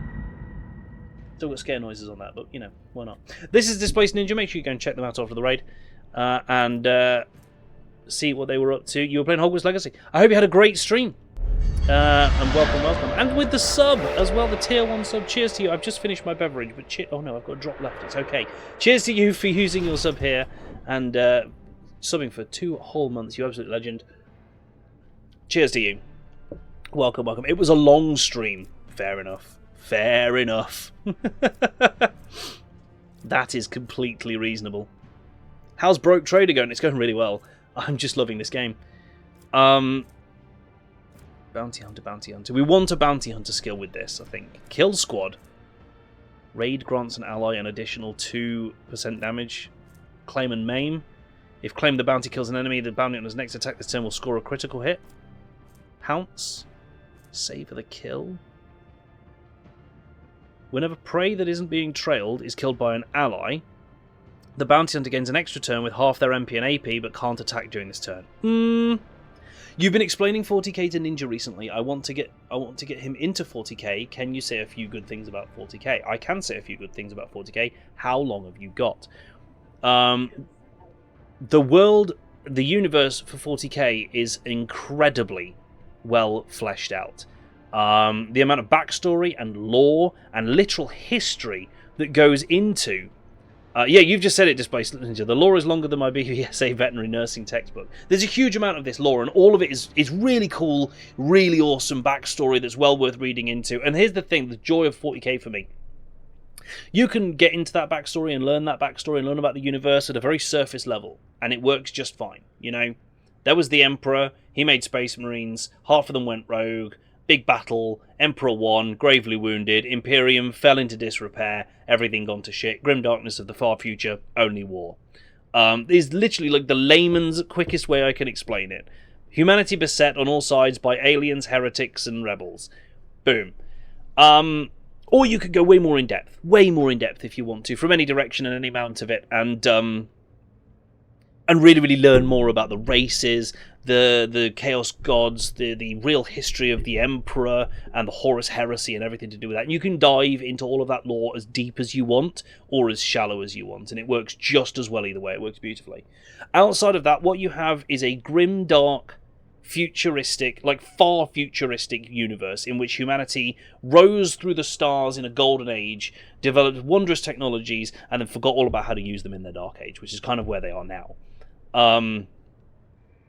The looks of all of the different races are incredible, the different motivations for them, and their sort of different ways of fighting and the reasons for fighting and stuff like that. Honestly, the 40k universe is one that you can dip a toe into or dive in head first and just enjoy it either way. You really can. So, that's my few good things about this game. And I could probably go on. I probably could go on. This is a Warhammer 40,000 game, yes. God, there's loads of these bounty hunter abilities, look. Hunter's Ambush. Do you know, we're actually just going to pick Share the Spoils, because now he can mark things as prey, and when an ally kills them, he still gets some of the bonuses. Because that's a problem we've been having. And then we'll work down to some of the others that are cool as well. Abelard, we need to get moving with this. Assassins. If an enemy suffers a crit from one of the assassin's allies, at the start of the assassin's turn, a new opening is created on that enemy on whichever side is closest to the assassin. That's amazing. Each use of aim for the opening on the same target reduces the target's dodge and dodge reduction. Whenever the assassin attacks an enemy at full wounds, the assassin gains 20% dodge and dodge reduction against that enemy. Nice. If you dip a toe, you're going to end up slipping in. No, you are. It's so true. It's so true. It's really, really easily done. Every turn, I went South African for some reason. The first use of an assassin ability costs 0 AP. Gains plus lethality chance to deal 5% of the target's max wounds more damage to an opening. That's good. What have we got that increases lethality? Because that's supposed to be a thing, isn't it? Imminent Demise. Whenever they deal direct damage, that enemy suffers a stack of the vulnerable ability, which makes them take more damage as direct damage. Cool. Whenever they hit an opening, their damage is increased by half their agility bonus % until the end of combat. That is a stacking buff that we can do every turn. Need to be chunky to survive crits. You do. You do. Yeah. I'm not sold on the Orc racing game, though it does look like Car Wars. Have I found a Xenos girlfriend yet? No, not yet. The enemy last damaged by the assassin suffers the witness effect. No witnesses. If a witness does not have the assassin in their line of sight at the end of the assassin's turn, the witness suffers lethality divided by 3% of their base damage of their current weapon. So if I shoot someone with the assassin and then hide, they take more damage. Lethality heightens. Whenever he deals 5 or more direct damage to an enemy with a single attack, he gains 10 lethality. Yep. That. Because I believe that the lethality is dealt as direct damage, isn't it? Is it? 5 or more direct damage. What else deals direct damage? Is there anything else that I do deal direct damage, chat? So direct damage is damage that can't be reduced by their parameters or bonuses. Does any of this cause that? Death Whisper? Nope, hemorrhage is rending damage. That's new. Type of physical damage dealt by anything with a sharp edge? Nope. 40k logic is filling my brain. The real world is now irrelevant. Correct! Welcome! Haha! One of us. It's basically how it goes, yes. So this is all well and good, but I need a way to deal the direct damage to trigger lethality heightens. Right? Night Odd, Take care, be safe, burn the heretic, suffer not the unsanctioned witch to live. Oh, we'll have to kill Adira then. It's a shame, she's had a good run. No cult here, no, don't know what you mean, no cults here. No cults here. Why would there be? Plus 15 lethality against enemies that have any of slowed, immobilized, or hemorrhage. The bonus is gained for each of these effects, but can't exceed 45. That's not bad. That's not bad. Outsmart. Esquive. Oh, each successful dodge grants the assassin plus lethality divided by 5% damage for the next successful attack. That's not bad. It's not bad. Ooh, hello, coffee. Ooh, hello. Thank you. Cappy coffee. I put a little bit cold in. So. Surprise Cappy coffee. If you've not seen my capybara heat-changing mug chat, here it is. You are the capybara of my heart. The heat change is definitely wearing off because that used to go white in the background and it's significantly more brown nowadays, isn't it? But you have had it 3 years. I've had it 3 years, that's fair. Oh guys, is it time to come out with a new Yeah, to be fair, we should probably do a run of those mugs at some point. We should probably do a run of those mugs. I think Dance Macabre. It was a secret mug. Hey. We were using it to test out a potential merch line, and then whilst this mug is cute and all, we had this one and I had one, and they didn't stand quality control. They didn't, no, unfortunately not. They weren't as good quality as we wanted to be able to put out as merch. Yeah. They're nice, they're cool, but they just didn't stand up to the test of quality once they arrived with us. We thought they're nice, but yeah. And like, just to show you with this one, this is freshly boiled, and it still hasn't completely changed colour. Yeah. It did at first, but like I said, it's worn. But then again, it had to be like really, really, really hot. Yeah. So we'll do them at some point. Just got to have the right supplier. Displace Ninja, if you can help us find a manufacturer that's going to do quality mugs, then we'll do it. Right, absolutely. I'm confused by this chat. There is a talent here that says that Dance Macabre deals an additional +3 direct damage. But when I look at the thing for Dance Macabre, it doesn't imply any damage. So which part of this causes damage to be increased by 3? Oh, this is like when I boop you on the nose and accidentally give you an electric shock. Yes, that was horrendous, by the way. She built up a load of static the other day. I didn't mean to. And then booped me on the nose and shocked me so hard that it like really hurt for a while afterwards. It targeted a single pore on his nose, I swear. I swear it did. So this dashes in a straight line for a certain number of cells, takes less damage from attacks of opportunity during it, and gains dodge against the enemies that they dash through. And if they haven't dashed through any enemies at the end of their turn, they gain cover efficiency. But I don't understand. Should have used the glasses frame. Oh no.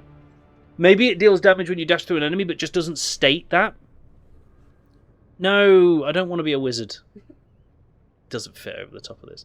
I did have a mug contact. I was looking at releasing a ninja mug when I reached 100 follows. I'll ask a tester for you. Oh, cheers, man. Oh. Cheers. Awesome. VC cast lightning bolt on me and I failed my reflex save. That's accurate.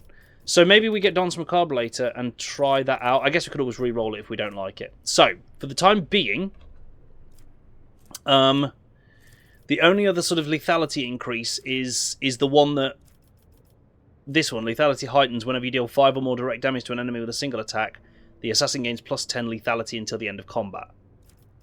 And the only other thing I can think of that might deal direct damage is this.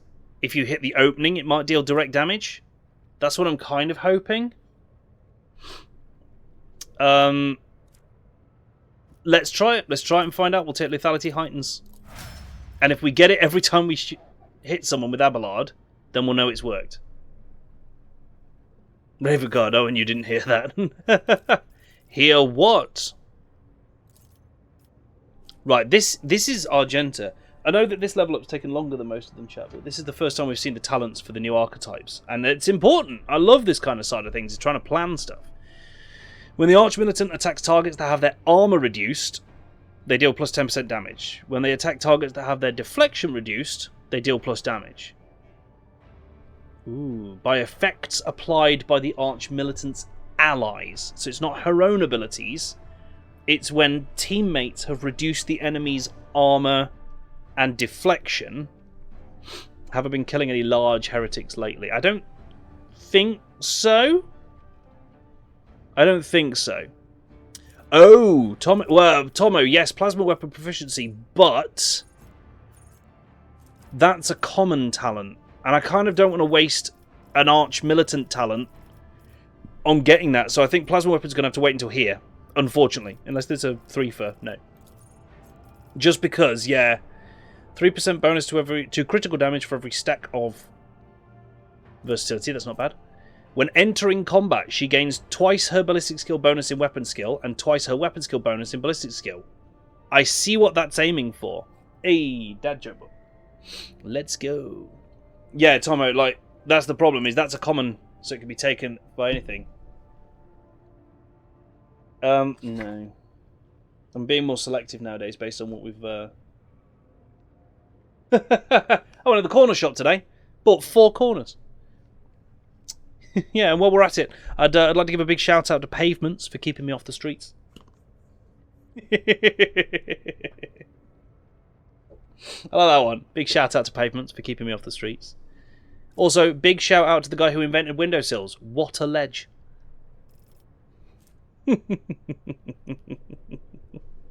I don't have it at the moment, Raven God. I still need to replace all my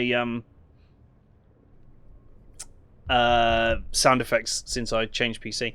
I don't know. Why don't dragons make plans? Why don't dragons make plans? Crabs. Dependable. 2% bonus to armor for every stack of versatility. They like to wing it. Hey. I can always do it, can't I? Always ready. Begins combat with 2 stacks of versatility. That's worth it. Spine check. Thank you. Exploit weakness and preferred targets. Both together are good. Adaptability. Gaining a stack of versatility increases crit chance by 10% till the end of the turn. Melee attack. Nah. Melee attack. Nah. Meh. 200 ranged weapons within melee range, but with a -10 ballistic skill. Heavy weapon attacks cost -1 action point. We will want that. We will want that. Guaranteed. Awaiting orders. Every round, the first single target ability used by an ally on the Arch-Militant grants +1 action point to that ally. Cool. Contempt for the weak. Deals plus 20% crit damage against targets that are debuffed. Crunch. We heard that spine check. Yeah, that was a good one, right? She gains a stack of versatility whenever she gets an extra turn. We could stack these up quite high, couldn't we? We could stack versatility really quite high.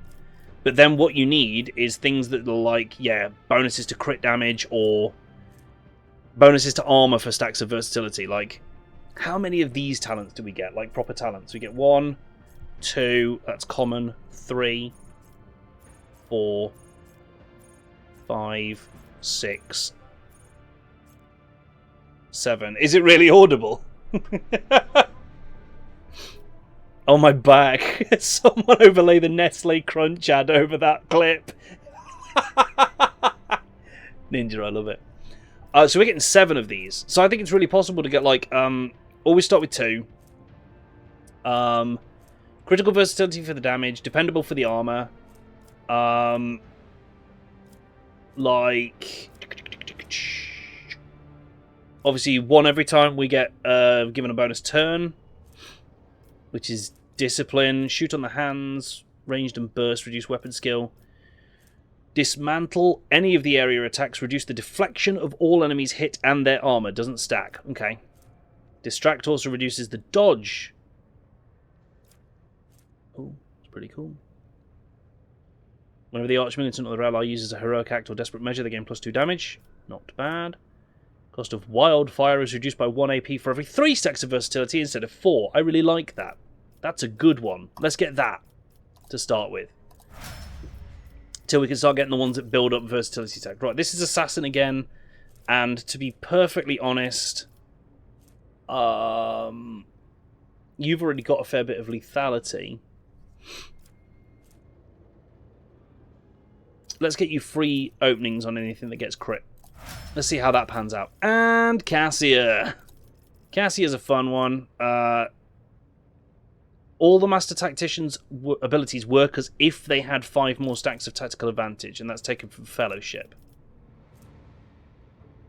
Every hit by the Master Tactician's attack, they gain a stack of tactical advantage. It was very, very audible. I have only one headphone in, and I heard a day. Oh no! Yeah, Krabs, I know, but look, we're going to try. And once we get to the point where she's gaining armor, and we'll probably put her in power armor if we can, because you know, Sister of Battle feels appropriate. Begins with additional stacks of attack advantage equal to the number of enemies.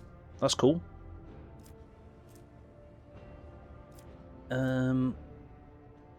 Whenever the Master Tactician or their allies gain momentum, they gain 1 more. Whenever they lose momentum, they lose 1 less. That's kind of cool. It's kind of cool. Alliance needs linchpin in the hero's footsteps.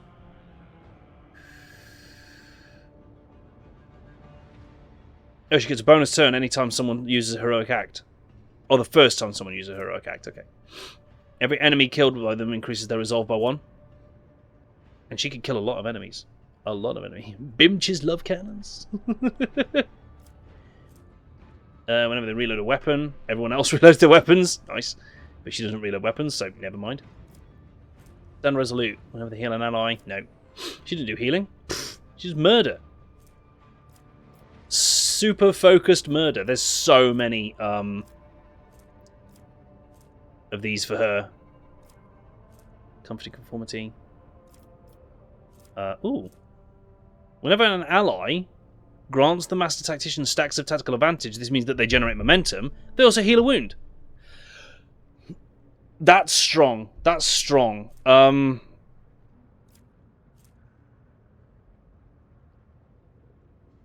Yeah.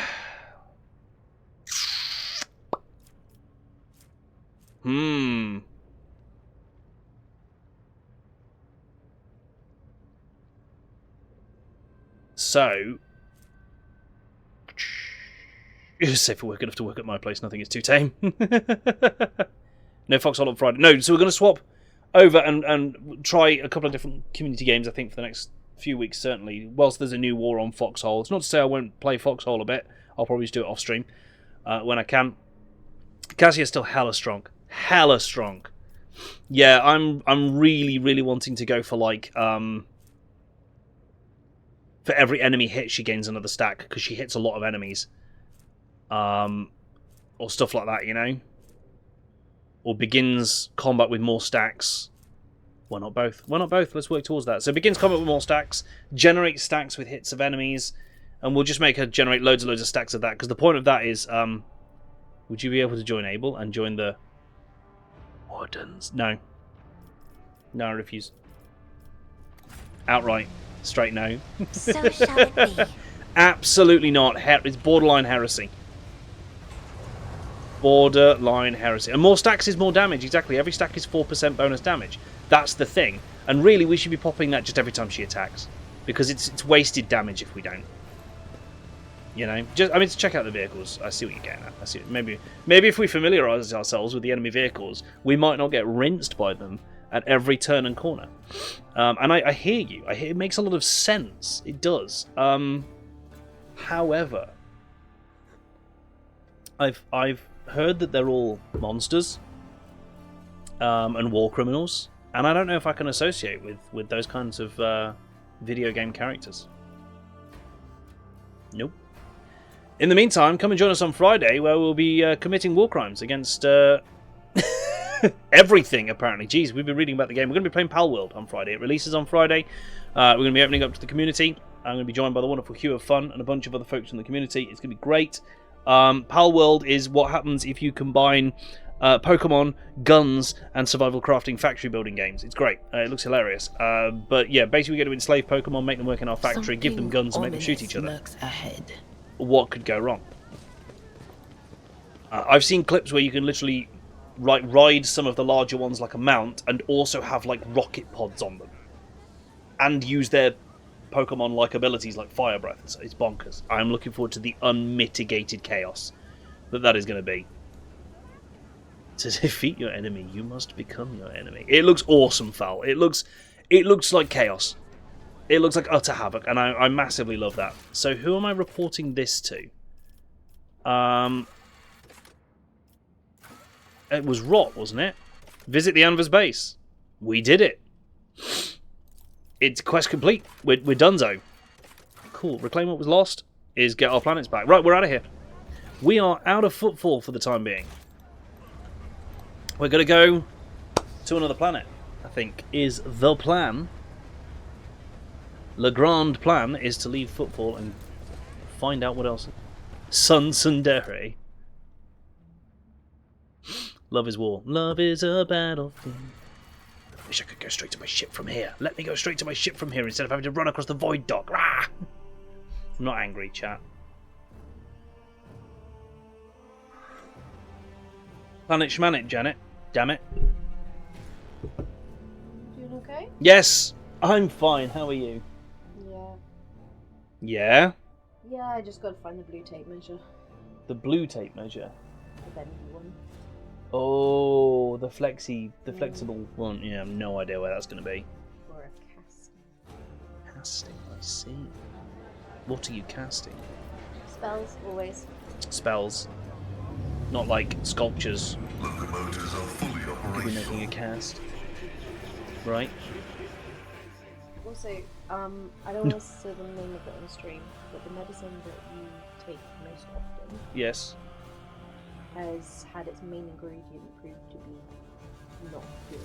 Oh, great. But I have found an alternative, so... Okay. Just... people who make stuff need to stop lying about it. Yeah, as a rule.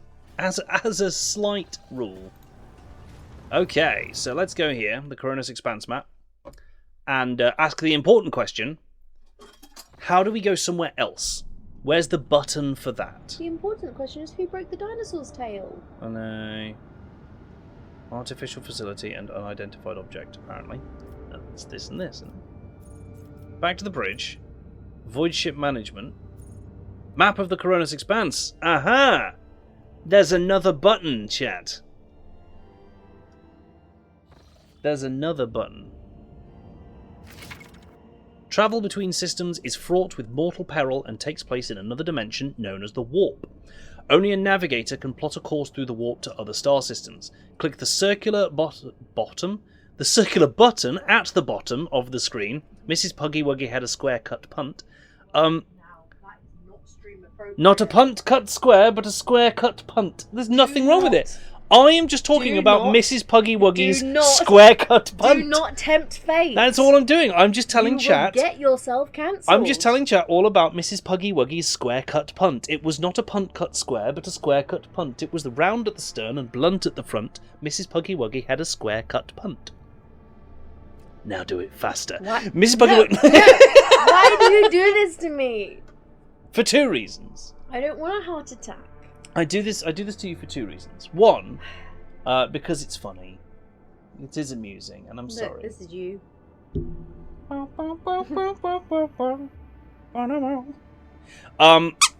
also, because I have heard so many creators use that word on this platform. It's not a bannable offence. Well, unless, no, and unless honestly, you're using it's it not- every it's not- other word. It's just not a wildly nice word. Rude. No, that... I can't win, chat. I can't win. Fine, I'll say it. Did you know that the musical comedian Kevin Bloody Wilson, he was doing an album tour, and one of his venues is in Canada, and now his songs actually feature the keyword, the C word, quite frequently, and he was told, Kevin, one thing you can't do is when you do the tour locations in Canada, you cannot say C word. You can't say it. And that's what he And did. so he wrote a song entitled "You Can't Say in Canada." And that was what he opened with. And that's the opening line of that song. The very first thing he did on stage in Canada right there was strummed the guitar once and went, "You can't say in Canada." Like that. Whispering it is still saying it. I just mouthed it. Look, It's I fine. have no problem with the word. But you want this to be your day job? Happy wife, happy life, Sun Tzu. I'm not sure it was him that said that. I'm not sure that the author of The Art of War was the one who coined the phrase happy wife, happy life. Some of Kevin Bloody Wilson's stuff is genius. There is also another song which features the C word quite a lot, called I've Had an Absolute Sea of a Day, and it's one of my favourites. It's absolutely brilliant. And it's all about Sea of Thieves. No. No, it's not. To initiate travel, click left mouse button on a system and press the warp travel button. A route's colour is an indication of its danger level. Green routes are the absolute safest. Yellow routes signal that unpredictable events can occur during the jump. Orange routes denote a high probability of the ship coming under attack, even in the warp. Red routes are a sure sign that the ship will be assaulted by hostile forces during travel.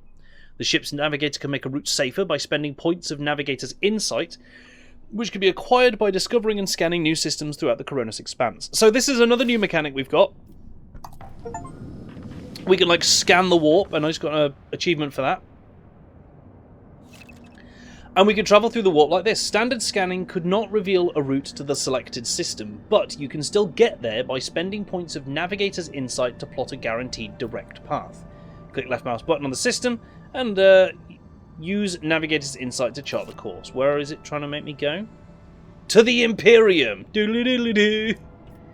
Oh god, yeah. This is the warp. You know, it's bad. God Emperor's Scourge. Oh great, that sounds like fun, doesn't it? Christ expands Foundling Worlds.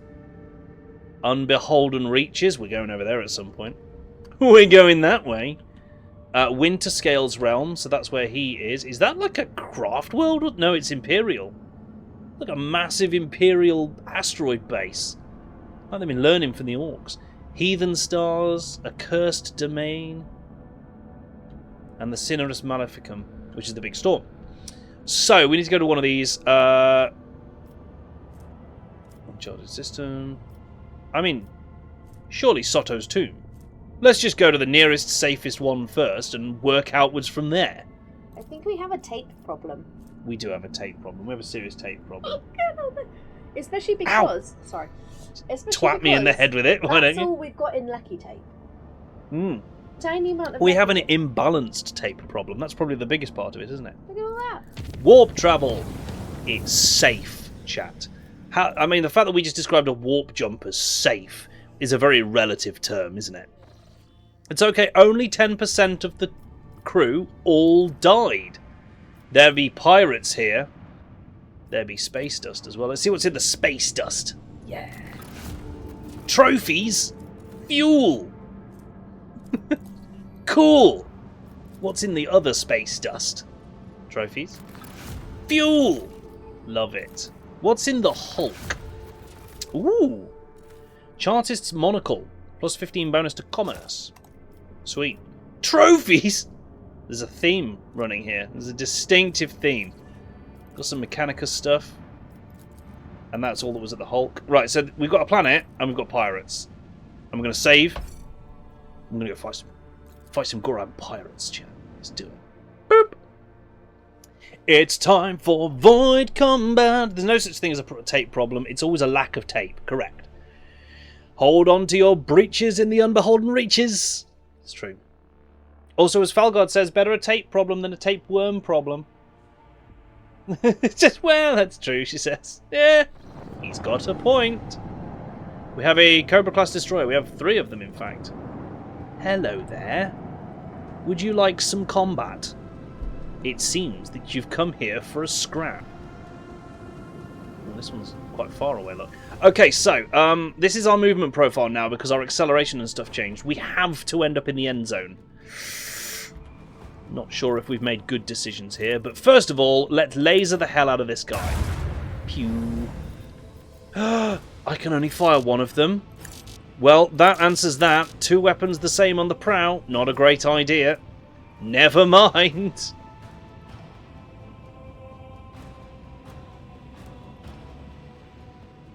I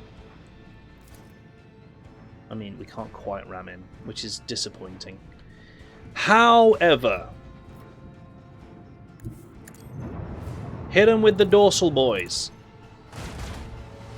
Boop. Boop. 12 damage. Love it. Then we're going to go this way. Go hit him with the starboard boys. Oh, yeah, you didn't get a turn, did you? What a shame. Now as for this guy, hit him with the port boys. There's a running theme here. And honestly, one of your best things to do in ship-to-ship combat in these kind of games is try and engineer it so you fire as many of your weapons as possible every single turn. Right, let's see what they're going to do. This Cobra's going to fire some pew-pew off the shields. Bit more pew-pew. Through the shields. Wait a minute, I still had shields. Hey, you big bitch. How you doing that? Hang on. Wait, he's marked for Purge. Heinrichs has marked this entire ship for Purge. Every enemy we face is marked for Purge, or at least one of them always is. What? Okay, this is going to be harder, but not impossible. We can absolutely hit with everything here. First thing we're going to do is actually... I'm going to pull in like this. Damn it. Damn it, damn it, damn it. I've actually missed with the prow weapons here. Have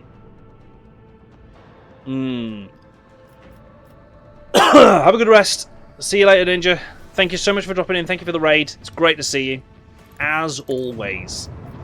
Right, full frontal. Nope, starboard. I should know my port and starboard by this point. Oh, we took a bit of damage from that explosion, I think. Whoopsie! So I can't get the prow things. Don't point your ass at the enemy. Doesn't really matter in this because your shield is the same strength on all sides by default. So, oh yeah, we're going to point up like that. Slam him with the port shots because that actually chews through his front bits. And then we're going to pull in this way. That does kind of expose both our rear and weakened shields. But do you know what? It'll be fine. It'll honestly be fine. The shieldman... Oh, one of them wanted to talk. Changing course, disengage. Oh, one of them was trying to disengage. The one we damaged a bit, probably. Awkward. So he has to come past us, you see? And I think that puts him right in lance range. Yeah. The lance deals a bunch of damage. The dorsal shots slam into his bum. Finishing him off. Love it. Freaking void combat. Need to repair the ship in that page. 48 scrap, nice. Ah yes, let's repair our most holy flagship with scrap. It feels bad, man. Hull repair for 29 points of scrap. Ouch. Leaving us with 36. The next hull upgrade is 85. So, that's achievable. We've also nearly gained a level with our ship, which I'm guessing is when you get this stuff and get to pick new abilities. Posts. This is a thing I didn't check before. We can assign crew to posts, and they give us abilities and stuff like that. Like, it's worth doing, from what I can tell. Master Cannoneer, torpedo control. Yas. Yas. You want to tell the tech priest, or you want me to tell the tech priest? Yeah, I'll change the second cannon back over, I think. So we'll put her on Supreme Commander. Master Cannoneer, I mean, it's basically got to be Argenta because the skill is Demolition. Expeditious Reload is what she can add to it, but, you know. The Shield Master is going to be Pascal. Yees. Yes, it is. The Master of Maneuvers, Abelard, you can step in because you've got an ability for that. Warp Channeler. If it's not Adira, something's wrong. Notice, because it's based on Law Warp, Our Lady Navigator is actually not very good at it. But Master of Etherics is where she's going to step in and, yeah, and take over. So there we go. I've set some posts now, so that helps. You're absolutely right as well, Tomo. 2 of these on the front, apparently not worth it. Now, do we want torpedoes or do we want another macro battery on the front? So the macro battery has 4 shots, dealing 14 damage per shot. That's 4 plasma torpedoes with 19 damage, and they can chase enemies in fairness as well and over a longer range. So yeah, we'll do it. We'll do that. Why not? Boom. Right. So now we can go to this planet, because there's no pirates around it. We can scan this bad boy, and that's 6 out of 10 scans as well. Stuff? Plasteel and unknown. Planets in the Corona system expanse are teeming with valuable resources. Before these resources can be harvested, however, an extraction needs to be set up on the world's surface. Scan the planet, then select the icon of the resource you're interested in to deploy an extraction. Click Accept to confirm your choice. You can see how many extractions you have. Resources are required to develop colonies. We called it. There's colony management and complete contracts. New contracts are now available in the journal. Fulfilling contracts costs a certain amount of resources or a share of your profit factor. Right. So, I want this. Yes. Extraction placed. I have 5 plasteel. And again, it looks like this is like an income. We're measuring my income here. Someone stop spanners from managing this colony. You're right, though. An Imperial ship without torpedoes isn't really an Imperial ship at all, is it? Let's just check this, then. Contracts. What have we got? 1 for Xenotech. 1 for Plasteel, which we can finish straight away. How have you turned this into RimWorld? Because there's colony management later. Just, there is. Boop! More profit factor. This is how we get profit factor. Right, I'm on it. This is how you break the game. This is how we get resources. Imperium cartographers and chroniclers know this place well. Long ago, the planet was a prosperous outpost capable of eclipsing even Footfall. There used to be a Cyclopean tomb station on its orbit, the final resting place of Cornelius Soto, one of the discoverers of the Coronis Expanse. The tomb gave its name to the entire system. However, about 400 years ago, an unknown cosmic body rammed into the station, causing it to collapse onto the planet. Not only did the catastrophe kill the settlers, it also made the world uninhabitable for centuries. The crater formed by the station's impact can still be observed from orbit. Soto's tomb became a sepulchre for the entire planet. This sordid place has neither life nor loot, but knowing the nasty tricks that life can pull is a treasure in its own right. That was lovely. Cool. Back to warp, I think. We're basically done here. We looted that. We've done there. We've put an extractum on for plasteel, and then we've spent it. Nice. We found lore. I love it. Chart new routes. So through this, we can also start expanding our knowledge of the area and stuff like that. We've gained some navigator's insight. We're going to take the risky route. We're going to take a slightly riskier route. I love a good Space Hulk. Me. Love a good Space Hulk. Let's go to here. I wish to inform you that the sacred rituals addressed to the spirit of the ship have been performed. The technoliturgy and the rite of the machine blessing ended with a data meditation in order to comprehend the nature of the miracle sent down by the Omnissiah. Acquisition of sacred knowledge has not been recorded. How the spirit of the void ship was able to call upon the power of the machine god and activate the warp drive remains an unknown. Yet during my meditative ritual, the Omnissiah gave me an equally valuable revelation. The sacred spirit that lives in the bowels of the ship's mechanisms differs from other analogous forms. The spirit holds a unique power that cannot be called anything less than a blessing of the machine god. What does this mean? Hypothesis. In extremis, the ship's spirit is capable of making unpredictable calculations and actions. It is impossible to predict how it will behave in any given situation, but I believe the spirit is currently showing obedience, at least for now. I recommend we continue monitoring the ship and be prepared for new manifestations. Remind me what you wanted to find out? When the ship's warp engine was filled with the motive force despite the massive computational errors, a true technological miracle was achieved. No doubt it was the grace of the Omnissiah, but no such occurrences have been described in the catalogue before. Hoping to gain sacred knowledge of the nature of what happened, I embarked on blessed research and prayer. It means ship can level up, it got that gamer ability. The report is received. The Omnissiah knows all, comprehends all. Thanks, Pascal. Can we... There we go. This is an uncharted system. Let's chart it. Ooh, lots of planets. Right, we're up there. Number 1. Unknown void ship. Beginning scan. Boop. What have we got? Provisions. And a smuggler's cache. Oof, just straight up free stuff, look. Crack grenade. Well, that's a big FU to one particular enemy and his mates. And some frag grenades and some stuff. I love that. Let's take it. Provisions? Yes. Essentially, my plan is extractium everything, because we're going to want all of it anyway, and we're going to go out of our way to get as many extractiums as possible. Realistically. The things we're mainly looking for, though, promethium and a little bit of xenotech. If we can get both of those, we can get profit factor. Which is nice.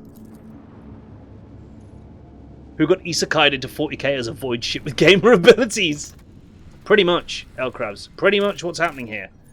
That is not explored. It's trophies. It's fuel. That's fine. Gas giant added to the worlds of the expanse. Scanning. Nothing. There are sects in the Imperial cult whose adherents believe transgressors will be punished after death on burning planets. This world could serve as one such purgatory. Killed by void ship gun. I would read that manga. I would read that manga. Absolutely. 100%. What have we got? The Hermitage. Adamantine. It's not a bad thing. Let's grab it. Spenny. The Hermitage. A small human dwelling stands on this barren, deserted planet. Scouts report that an old hermit lives there, who spends his days in prayer to the Emperor. Ask him for a blessing. To the Lord Captain's surprise, the old hermit turned out to be a navigator, and when the old man discovered the noble status of his visitor, he willingly recounted his tale. He had retreated to this planet long ago, back when he was still in his youth, after he had realised that his mind would not withstand frequent forays into the Immaterium, the realm of the arch-enemies. The hermit spoke with pride about how he had worshipped the Emperor each and every moment of his life, but when he mentioned the golden light of the Astronomicon, his voice quivered. When his guests left, he stared at them for a long time, his gaze filled with sadness. Oh. Oh. It's sad now. Unknown void ship. Report. Oh, it's a Hulk. That's fine. Scan it. Ooh. What you got, mate? Drifting void ship. We can go over there. Fun. A Hulk to investigate. I swear to goodness if it's full of shitting gene stealers. Will the anime's theme song be as good as Mashal? Tankcon blesses its enemies. Tankcon does bless its enemies. Yeah. It's a true story. Quickly to the drifting void ship. Spanners, that's not a good idea. I have saved the game and can leave whenever I want. It is saved. Worry not, chat. Oh, how do I get up to that? Huh. Oh, there must be a way, right? Like a door or something that opens.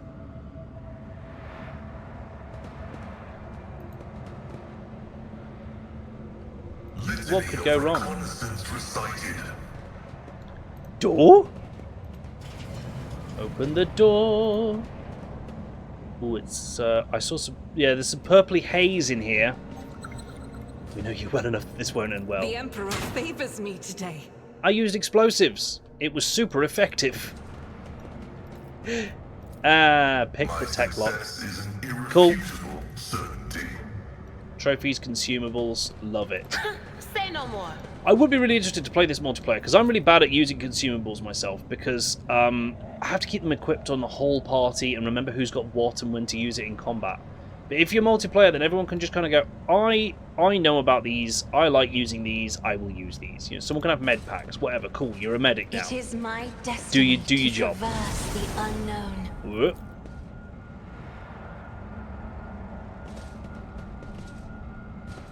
It's quiet. Too quiet. Like scrolls in BG3. Yeah, I love them. And they're great to use, but I just... Because I'm trying to oh, Mad Tech Priest. Okay, that'd be fun. Because I'm trying to manage so many characters at once, I'm just kind of a little bit like, I don't know who can use what, who's most effective with what. Like satchel charges in BG3. The undersized grace has forsaken this place and these brethren. The Tech Priest can barely stand. From the many wounds where pieces of flesh used to be, blood mixed with oil is seeping out. Nice. Little stuff. Cast your eye there. Where? Where? Cast your eye there. Where? That's normally the sound that they make when they've discovered a trap. However, I can't help but notice that I can't notice a trap unless it's this. Oh, Omnissiah, the hour is upon us. Oh! Oh, goody. Well, isn't that fun? How do we resolve that? We sure as hell can't run through whilst the door is chomping. Here we go. Open the damaged... tasty tech priest. Nom nom nom. Door will eat you. Is this a heretical ship? I don't know. The Mechanicus are on board, but have been driven mad. So I don't really know what's going wrong. Look, we've got a mad tech priest here. We're probably going to have a fight at some point. Oh, look. There's a whole lot of motive force in there. And it'd be crackling. There are spikes at places. There are. Yes. And some might say that that looks a little heretical. Some might say it looks extra heretical. The behaviour of the Transformers was caused by no common mechanical malfunction. It's possible the causes of supernatural origin. There's nothing up there. We need to get past this lot, don't we, really? I have a horrible feeling it's going to be a bit sparky. Now, I think I can see a path. You know? Up there, round there, up there. I think that's a path around it all.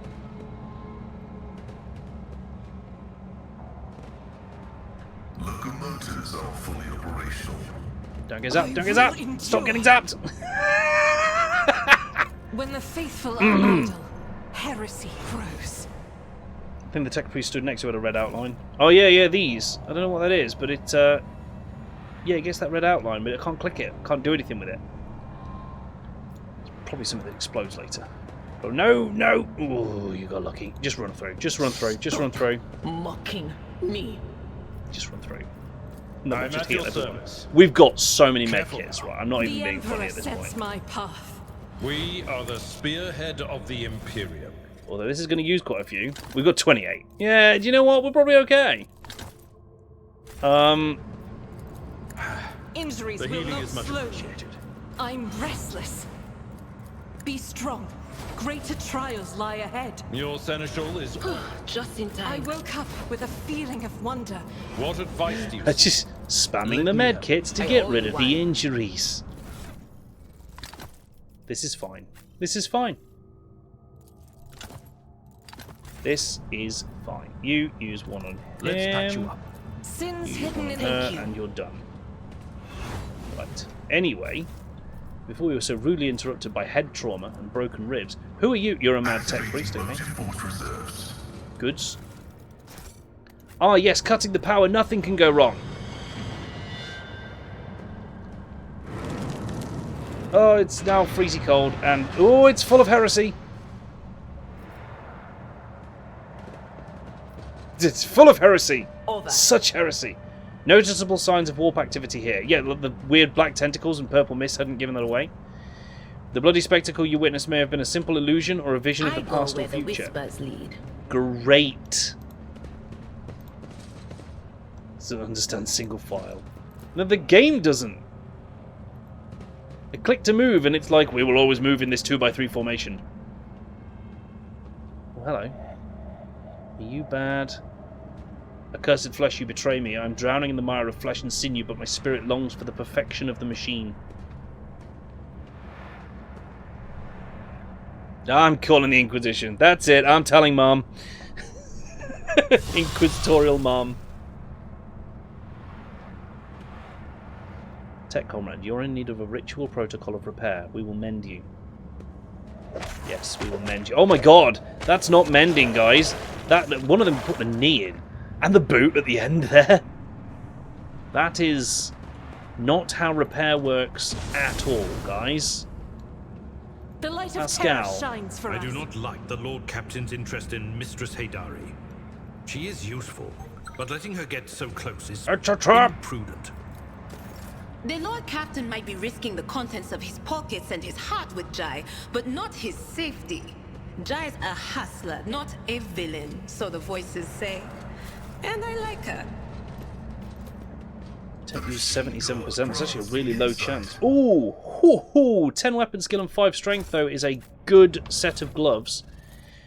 Is it any good for me? Yes, because I'm not really using those grenades that I've got that equipped for. So we'll do that. And now I have strength 55. Right? Yep, it counts in that. And weapon skill 65, which is really nice, actually. I was needing more of those. I mean, there's like extra heretical spikes and stuff now, aren't there? The metal feels warm and somewhat moist to the touch, remarkably similar to living skin. That's bad. That is bad.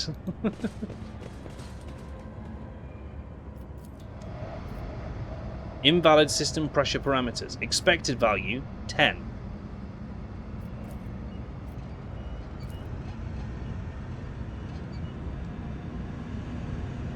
Oh god, there's more. Okay. I guess just me run through, because I can always just regenerate myself if things look bad. Just stabilize a 7. 10! Oh no, invalid value. 2. 9. Pascal, this one. Settings change. New system pressure value 10. Boop. Got it. Nice. I'm so good at maths. I'm so good at maths. Uh-oh. Oh good, there's someone impaled on a big old spike in that one. Hooray!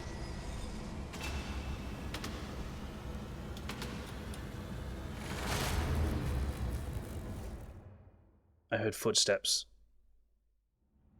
Chat, I heard footsteps, and I didn't like them. Clear the passage with explosives. Argenta, that's your specialty. Blow the shit out of that wall, please. I'll guide your vessel and lead you on your way. Pay attention. That's it, Argenta. The Emperor sets my path. Now, hugging the wall. The Emperor Do that favors one as me well. today. Goods. That's it, that's all there is. What? Where else could I have gone? Oh, there's some of the doors back there, it looks like. Oh, and the Mad Tech Priests have gone. Don't know how we feel about that. As if someone messes up a breach. You're not going to blow the wall? Yeah. Yeah, it seems like a real choice, doesn't it?